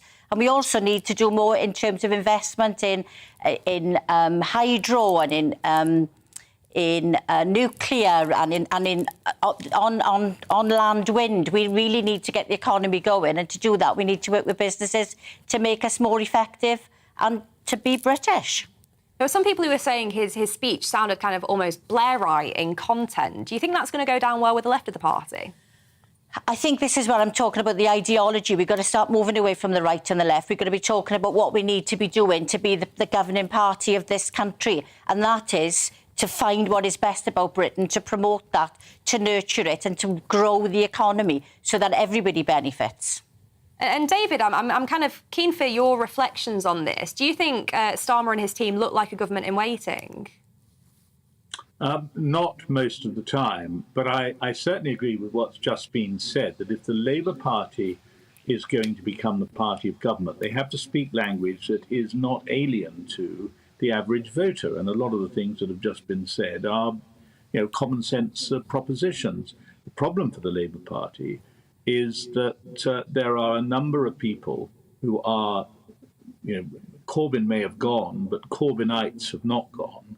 And what Starmer is trying to do, admittedly, Starmer didn't exactly start his political career very well by being an apologist for Corbyn and by arguing Corbyn's case. But now he's got a shot at leadership. He is trying to lead Labour from just left of centre. And I think if he's able to do that, Labour will do better than if he appears to be the prisoner of the left. Mm-hmm. Well, it's certainly going to be interesting seeing how it changes between now and a general election where we do start seeing those policy announcements. But, Carolyn, we're going to get you back on then to grill you about it in even more detail. Well, I must say, we are really, really lucky to have Carolyn on the show today, as she's been leading the way for changing the way that we think and feel about menopause. And I must admit, prior to Carolyn's campaigning, my knowledge on menopause, even as a woman, was pretty rubbish. So I'm keen to hear from Carolyn now. What can you tell us since we last spoke to you about this really important subject? What has changed? Well, what's changed is we are now actually talking about it. And you say that your knowledge of the menopause was limited. Most women's experience of the menopause and knowledge of it is limited. I was 8 years menopausal and didn't know I was menopausal, and I was actually taking antidepressants. But what I'm hearing day on day is how many women are giving up work, how many women are forced to give up work, and how many women are actually losing their jobs because they've been sacked, because their menopause symptoms are being blamed for incompetence or forgetfulness or exhaustion. It's really bad, actually, that so many women are being hounded out to the workplace because they're menopausal. So there's so much work to be doing on this, from better training for doctors, to better education, to better workplace practices, to us actually acknowledging that the menopause is actually evident in every area of social policy. Domestic violence increases during menopause. 16% more women commit suicide during menopause. There isn't an area of social policy. Literally, I feel like the comedian, give me a subject and I'll give you the joke. Tell me, I can tell you something that affects every single area of social policy. But we are getting better because we're talking about it. But we need to talk about it a lot more, but we need to put those words to one side and get the action going, which is where we're a little bit slow. But we are winning slowly. And so talk to me about the wins we've had so far. Currently, HRT, huge win. Well, Yeah, we did, but that's been sort of reluctant in coming. Last October, we were promised that the women in England, they'd asked for free HRT, but that wasn't going to happen. But the women in England, because it's free in the rest of the United Kingdom, would actually start paying one annual fee a year for HRT, which was like £18 something. That hasn't happened yet, and it's not going to happen till April next year, which means there's still a lot of women who are not able to actually afford to pick up their prescriptions. And then you have the situation where because we created such demand, HRT was running out. That is slowly getting better, but we're still nowhere near where we need to be. You know, there's a postcode lottery of HRT across the country. So some places have the better quality body identical, other places don't have that. I want all women everywhere to have access to the top quality HRT, and I want them to be able to get that regardless of where they live. I want every workplace to acknowledge that in order to keep women in work, they need to make very small adjustments, common sense things like a nice uniform, plenty of toilet breaks, air conditioning, windows open, fans, really simple things, Tahina, can actually make a woman's experience of work so much better and keep them in work for longer. Keep them off the benefit system. If they give up work and they can't afford to, they'll end up claiming benefits. So it does not make sense for us not to do more for the menopause. You spoke there a minute or two ago about women actually losing their jobs because their menopause symptoms are kind of blamed for incompetence or whatever it might be. Do they actually have a legal case? There have been successful tribunals on this, and the Women and Equalities Committee this week we produced a report which says that the menopause should be a protected characteristic. I would like to think that businesses have the common sense to know that it's better to give the woman respect and to treat the fact she's menopausal with respect and with regard than to put her in a position where she feels constructive dismissal or just dismissal, because it is a possibility that you can take somebody to court for actually getting rid of you when you're menopausal. Because would it be some sort of discrimination for a health condition or...? Well, it would be because of the menopause. I mean, we now know what the menopause is, and we can actually make a link between the symptoms and the actions of that, i.e. the consequences which led you to lose your job in the first place. But, you know, the conversations...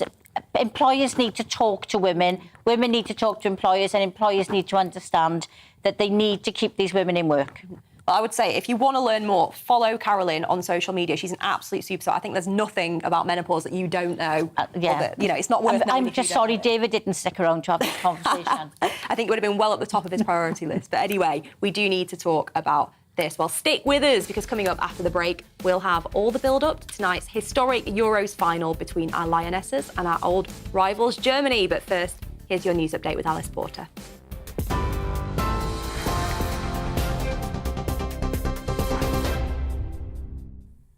It's 11:32. I'm Alice Porter in the GB newsroom.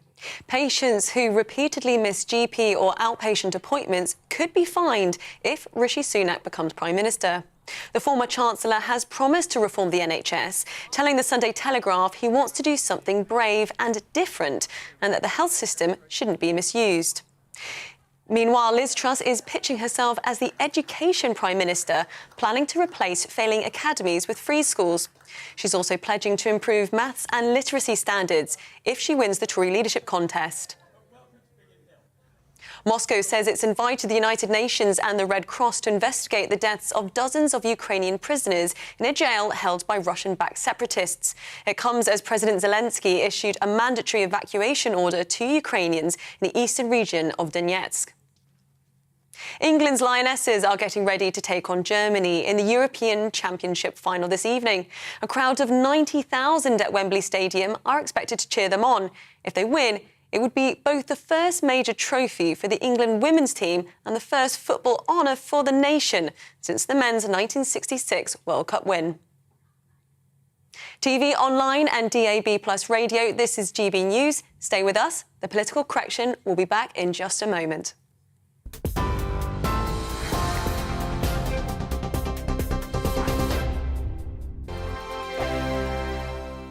We are GB News. We're right across this great nation. On TV. On radio. On digital. Absolutely everywhere. We don't talk down to you. We embrace all voices with honest and civilised conversation.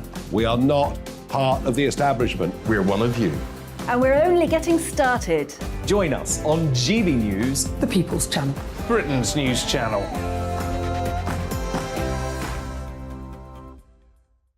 Hi there, it's Stephen and Anne.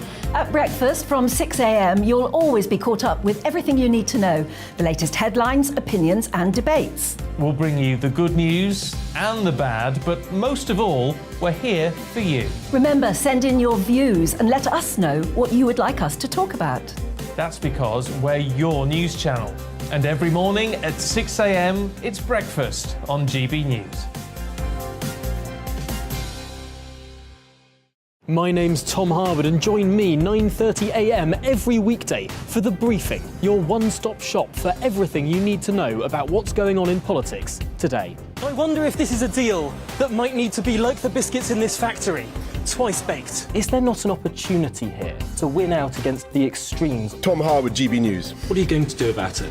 Things should have been done differently, and they certainly are being done differently. Don't miss it. The Briefing with me, Tom Harwood, 9:30 Monday to Friday on GB News.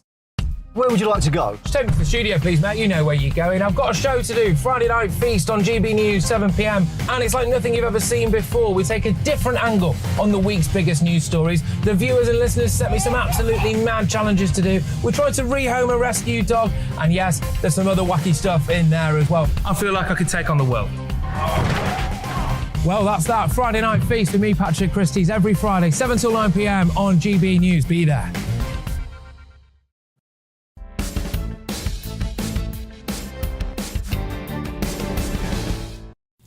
Welcome back to The Political Correction. Now, each week here, we aim to talk to someone at the heart of his or her community to talk about what brings us together. In other words, our common ground. And this week, we're joined by Rabbi Jonathan Romain. Thank you for joining us as ever. And I know the first story that you want to talk to us about today is one that's on all our minds, and that is the football.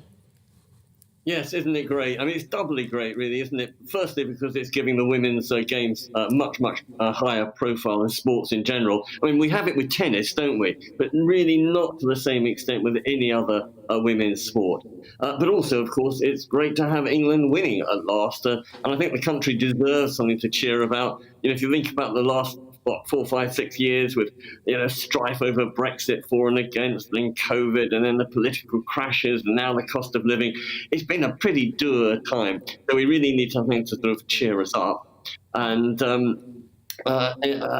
also, it's a type of football. It's not just winning. I mean, it's a much more attacking, free-flowing. I mean, whereas the men's game has become a little bit, well, I think not boring, but too defensive, with a lot of square kicking, square passing, back passing.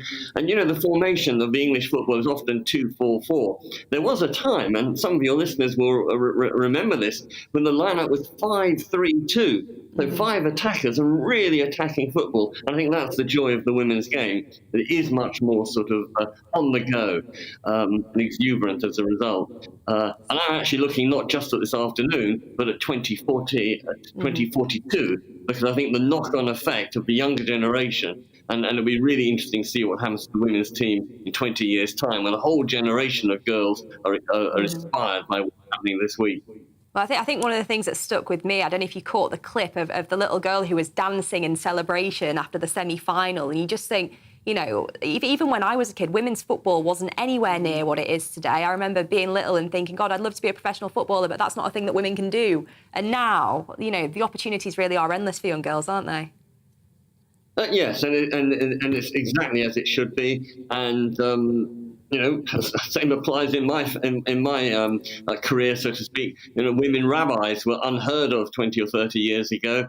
Shock, horror, and now, of course, there are women rabbis, women vicars, clergy, priests, and we're really bringing the world up to date, certainly in this country, in terms of women's rights and women's equality.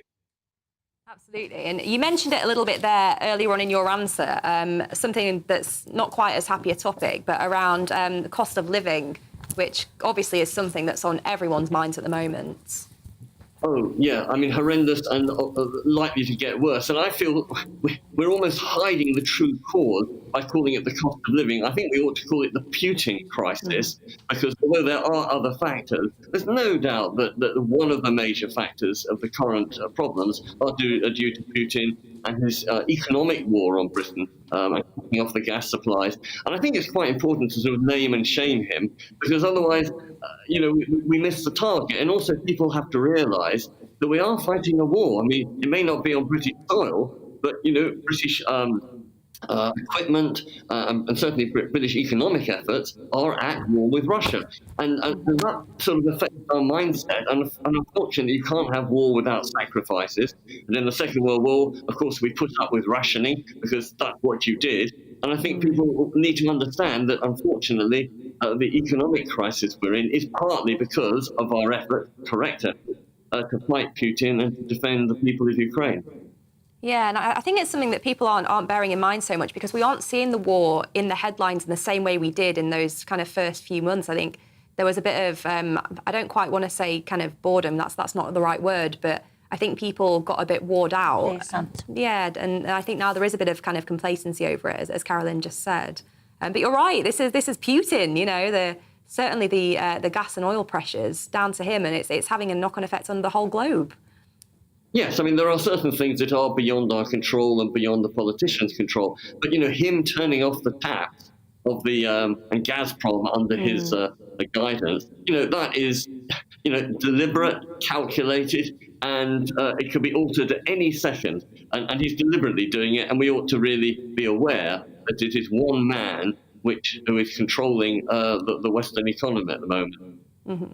And then your third story today is actually about the Anglican Synod. Talk to us about this. What are your concerns? Yes, I mean, it got off to a bit of a bad start. This is when all the different bishops from across the world in the Anglican or Church of England worldwide a congregation gathered together in this country, and it was dominated by rows about sex and homosexuality and whether you can do gay marriages and whether they're permissible or against the New Testament.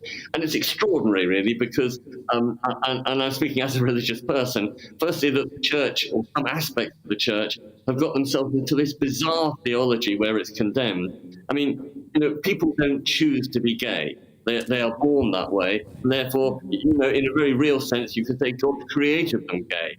And therefore, how the church can be at war with so many gay people who want to have a loving relationship seems extraordinary to me. And secondly, of course, this whole controversy distracts from the real work of the church, to do with faith, to do with community. And really, what's important, not so much what happens in bed, but what happens outside of bed.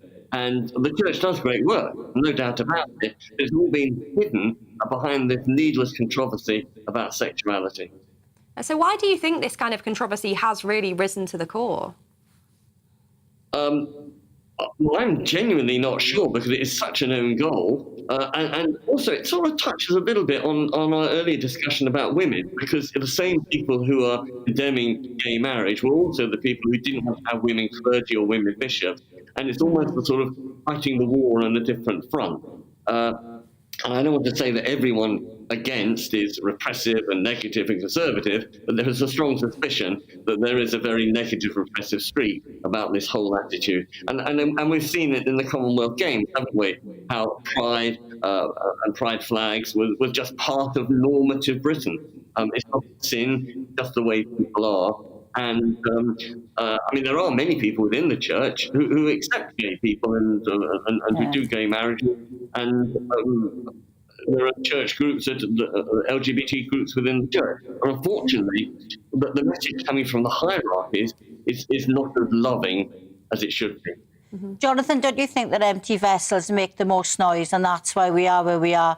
That people can be really relentlessly negative about it just need not be a conversation they should be having.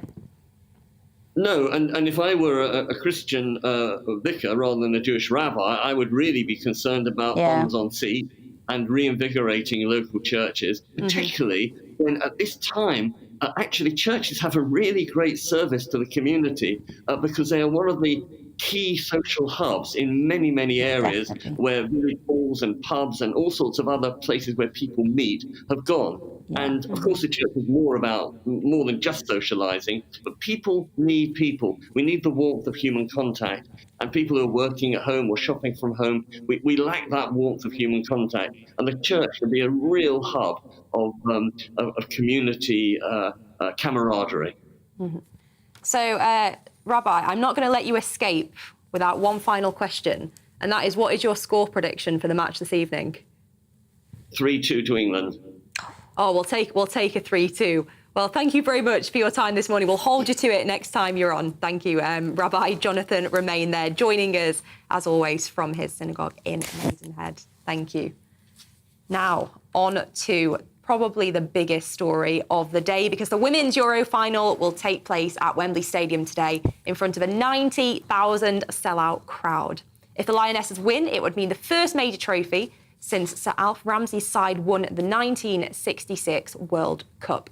The final is expected to be the most watched telly event of the year, with a record-breaking 19.5 million viewers. So the big question that we're asking today is football finally coming home? Well, joining us to discuss this more is our sports broadcaster, Aidan McGee. Aidan, is it coming home? I think to some degree it already has, Deanna, because even if England lose today, I don't think anyone will be holding it against them. I think most people who understand football realise that Germany are a tough proposition. They may well have seen them the other night at Stadium MK against France, and they dispatched them fairly comfortably, even though the scoreline was 2-1. They have a fantastic forward in Alex Popp, and that's what I'm keen to stress here. England are up against a very, very tough order today. However, 19 matches, 104 goals, only 4 conceded since September, since Reinvigorating came on board and brought her trophy-winning experience with her. I think that might count for something. It's also about who manages the occasion as well, who manages it best. Nobody in Europe has ever played in front of 90,000 people, certainly not at a stadium like Wembley, in the whole, ever in the history of England, of women's football. So it's who manages the occasion best. Yes, they both played in front of 30,000 the other night. This is going to be completely different. We're talking about TV audience here about 19.5 million. Those are astonishing numbers if that's what transpires. I mean, if you think about it, it's very, very difficult to get those numbers in the digital era because we've got 700 channels to choose from. When we think back to big events in the 80s, well, you only had BBC One, BBC Two, ITV, Channel 4 to get those numbers from. So there's a definite change in the air. I think it goes back to 2015. But in terms of today, it's about who manages the occasion better. I just think England are going to be difficult to stop with everyone behind them. Sometimes tournaments, teams, victories, it's about timing. Sometimes it feels right. I always remember France 98. I'm not convinced they're the best team in that tournament in the men's section, but something carried them over the line. A little bit of luck in the final when Ronaldo didn't play because he had a problem with his boots, and it just felt right politically and everything that France won. I think it feels right today that England will win the Euros against Germany at Wembley. And do you think that there might be a bit of a sort of home advantage? Oh, without doubt, yeah. I mean, look, if you're given the choice, you're going to choose to play. If you're England, you're going to choose to play at Wembley. There's no question about that. And as I say, it will be about the occasion more than anything else, I think, because it's the new experience for everybody. As I say, they've got experience. You know, they've played in front of decent crowds, and the leagues are getting better as well. The professional league in Germany is already well founded. It's been going for about 20 odd years now, since about 2001. Whereas in here, it's only been going for like 2 seasons, and there's only 12 professional teams. So also, there's no fear. I mentioned it on a couple of earlier shows. Sam Allardyce, the England men's manager in 2016, said to me the problem with England was that he took over the men's team. He only managed it for a few weeks because he was out on his ear over a scandal. But the issue was that the players played with fear. There was a fear of failure. What's social media reaction going to be? Are they going to be bedraggled by a penalty miss for the rest of their career? Gareth Southgate still gets asked about his miss at Euro 96, even though he's accomplished much more with the England team in the years since. But the women's team today, as I said earlier on, I don't think there's a fear of failure here. I think people will love them even if they lose 4-0 because they've achieved and accomplished so much over a period of time. Nobody's going to be hammering them on social media. If they are, I think they'll be met with fire as well, met with horror. So I don't think they're going to be burdened by that. And as I say, sometimes the timing is just right and everyone's behind them, they really are. So, Carolyn, I know your biggest football kind of moment of joy was actually Wales getting through to the World Cup, but I need to ask you about today. Are you going to be cheering on the Lionesses? Of course I am. And whatever happens, whether they win or lose tonight, this is fantastic for the country, it's fantastic for England, but it's fantastic for women. You know, this is women at the top of their game. It's brilliant. I'm delighted for them. I just want to say as well, for those who think that maybe these are bandwagon jumpers, these women players in the current team, a lot of them were invested in this a long time. If they're 26, 27, they'll have to start playing at least when they're 15, probably even younger. They were invested in this, both emotionally, in terms of time, and in terms of money even. You know, we've heard stories about they had to wash their own kits when they played for professional teams. I mean, it was outrageous, really, the way they were treated. So they were involved long before this was ever fashionable. And if they win today, it'll be their success as much as anybody else's. And it'll change the narrative around women's football forever now. It's completely going to... Don't get me wrong, there's a long, long way to go. Yeah, but... The standard has to improve, more teams have to play, but this is a huge staging post today. I just think, you know, I sort of said it to our rabbi earlier, but I think it's so incredible for young girls who are interested in football, maybe want to play. When I was little, I remember wanting to join a team, and I got told by a male member of my family, no, girls don't play football. And, you know, this is... Well, they weren't allowed to. This is only 15 to 20 years ago. In the late 60s, they weren't allowed to. Yeah. There was a law that said they couldn't play, although the FA forbade women to play football, which was, you know, quite outrageous. We had someone talking about it earlier on today. Yeah, and you know, on earlier last week, we saw young Tess celebrating during that game, singing along Sweet Caroline. Really that's right, yeah. Spirit, and I just She'll be there today, won't she? She is, yeah. She's got tickets to the final, which she looked very excited about. I just really hope that encourages more girls to get involved, to play, to join a team for all the kind of social benefit that brings too, and hopefully to be the start. It's got to be played more in schools. Yep. And it shouldn't be made incumbent on schools to introduce football. There's other sports that are equally deserving. As long as people get active, I suppose that you've got to look at the bigger picture as well. But unless you get that vacuum filled by girls playing at school and starting playing football and get engaged with the game at a younger age, that vacuum isn't going to be filled, and that's what worries me a little bit about what's been happening in the last few years. It's a little bit top down. It's a little bit, let's get the Premier League, let's get the stars, let's make them famous. But we need, sooner or later, that generation will pass on as they do in all walks of life, and there's going to have to be something to replace that. But hopefully they will. There's been enough engagement in this tournament alone to make me confident that will happen. So 2022, the year of the woman. I think so, yeah. So, Aidan, it's the question you hate me asking you. Yeah. What's your score prediction? I think it's going to be 2-1 going into... but I think we'll get extra time. Yeah? I do, yeah. And what if it goes to penalties? Goes to exactly penalties. What we don't want to see. Well, Germany, obviously. It's never been a good track record. And Caroline, what about you? Score prediction for today? I'll go for 2-1 to England. I'm going to be with the rabbi. Of course, they'll be British if they win tonight. You know that? Yeah, of course. They'll be British. Yeah. I'm going to say 2-2 at the 90 minutes and then 3-2 to England. That's going to be my... You just copy what the rabbi said. Not quite. Gave it a bit more context. Anyway, Aidan, thank you so much for that, talking about the Euros. Don't forget to tune in later on because it is going to be an amazing, amazing game. But Caroline, just before we finish, I want to chat to you because I often get asked as an MP kind of what do you get up to in recess? Why do you get, 6-7 weeks off over the summer to sit on your bum while we have to continue working? Tell us what you've been up to so far. Well, I'm running a lunch club. So we're actually, me and my team are actually making sandwiches and delivering them up to kids who are enjoying free activities in the constituency. And we're working in local parks, giving kids treats and drinks, and we're providing hot meals for children. This is about the 6th or 7th year we've done this.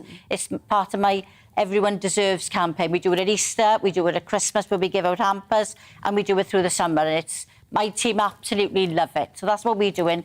7 o'clock in the morning, making sandwiches and delivering them to local swimming pools. So I'm shocked that you're not just sitting on your bum with your feet up, which is what we're accused of. The myth that MPs actually spend any time enjoying themselves off work is a little bit, it's not quite true, is it? We all know that. Completely. And also, I think, casework doesn't stop at all. I've been in regular phone calls about some of the toughest cases that we've had all over this week. Passports, for me, it's been There have been a lot of passport cases. And the thing is, we don't stop, our teams don't stop all the way throughout this time.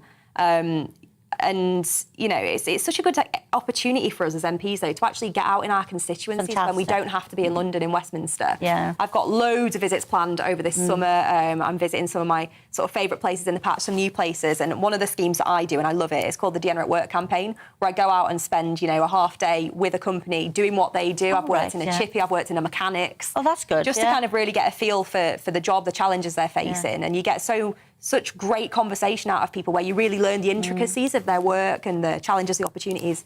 I love it. Well, I've gone back to my roots because I used to be a dinner lady, so I'm continuing the tradition in my recess. I'm still a dinner lady. In fact, very often people will phone up asking for sandwiches, and they'll phone up and they say, are you the sandwich lady? So I become the sandwich lady every summer. But there's your leaflet printed ready for next time. And we have been asking a little bit about this Neighbours thing. Neighbours has finished. Who would you most like, as any politician past or present, as your neighbour? Well, I'm going to go for someone who's there now, and it's because every Easter and Christmas he brings in chocolate. And I'm going to go for Eddie Hughes because he'd be a really good neighbour. I'm sure he'd bring me chocolate every weekend. He's a good man, Eddie. Well, I did think about saying Jeremy Corbyn just to get a bit of free jam because I know he makes jam and I'm a big fan, but I've changed my mind. My answer is going to be you, Carolyn. Oh, thank you. We could always have a good natter over a cuppa. And obviously get you back on this couch to get you on here. Look forward to it. Again. So that's about it. That's about all we've got time for. We've covered some serious ground today. Thank you all for sending in your views and giving us your input. Obviously, make sure you're tuned in later on to the Women's Euros final. It's going to be fantastic. And I think from all of us here at GB News, a massive good luck to the Lionesses. We know that you can do it. We believe in you. And we are looking forward to seeing you raise that trophy later on today. But thank you so much for joining myself, David Mellor, and of course the lovely Carolyn Harris for this morning's show. We'll be back next week with more of the stories that matter to you. But next up on GB News, Alastair Stewart is away this week, but never fear, the wonderful Angela Rippon is taking the reins for the next 2 hours. We'll see you soon. Have a good Sunday. Now, looking ahead to the weather, it's going to be wet, I'm afraid, across parts of England and Wales, or good for your lawns. Dry and brighter for Scotland and Northern Ireland. Let's look at the details. So, southwest of England. The lunchtime snapshot is looking cloudy with some patchy rain and drizzle in places. Murky along northern coast and over the moors too. In southeast England, it's rather cloudy across the southeast. Cloud thick enough for a few splashes of rain too. Most places will stay dry. Let's head over to Wales, and grey, murky and damp across southern Wales until this lunchtime. A few heavier bursts of rain also possible, and it's going to feel quite muggy with temperatures around 22 Celsius. In the Midlands, it's going to be cloudy across lunchtime. Splashes of rain are possible. There will be a few glimmers of sunshine starting to develop. Temperatures about there, 22 Celsius too.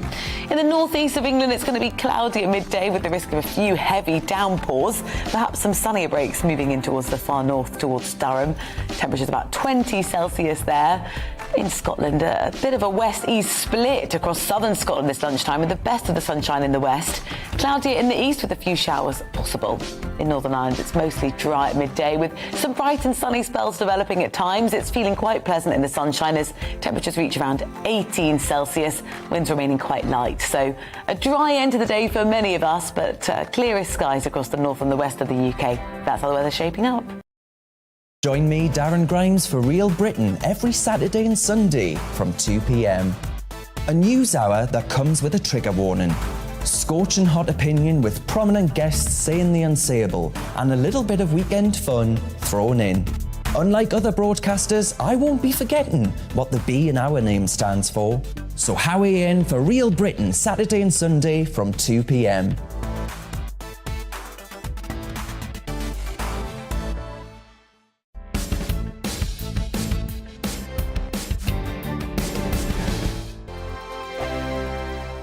We are GB News. We're right across this great nation. On TV. On radio. On digital. Absolutely everywhere. We don't talk down to you. We embrace all voices with honest and civilised conversation. We are not part of the establishment. We're one of you. And we're only getting started. Join us on GB News, The People's Channel. Britain's news channel.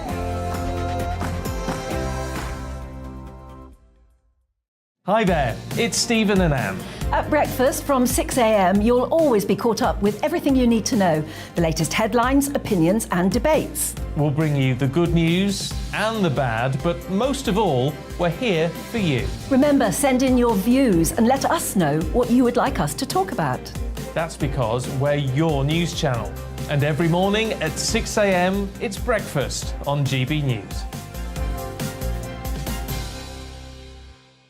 My name's Tom Harwood and join me 9:30 a.m. every weekday for The Briefing, your one-stop shop for everything you need to know about what's going on in politics today. I wonder if this is a deal that might need to be like the biscuits in this factory, twice baked. Is there not an opportunity here to win out against the extremes? Tom Harwood, GB News. What are you going to do about it? Things should have been done differently, and they certainly are being done differently. Don't miss it. The Briefing with me, Tom Harwood, 9:30 Monday to Friday on GB News. Where would you like to go? Just take me to the studio, please, mate. You know where you're going. I've got a show to do. Friday Night Feast on GB News, 7 p.m. And it's like nothing you've ever seen before. We take a different angle on the week's biggest news stories. The viewers and listeners set me some absolutely mad challenges to do. We tried to rehome a rescue dog. And yes, there's some other wacky stuff in there as well. I feel like I could take on the world. Well, that's that. Friday Night Feast with me, Patrick Christie's, every Friday, 7 till 9 p.m. on GB News.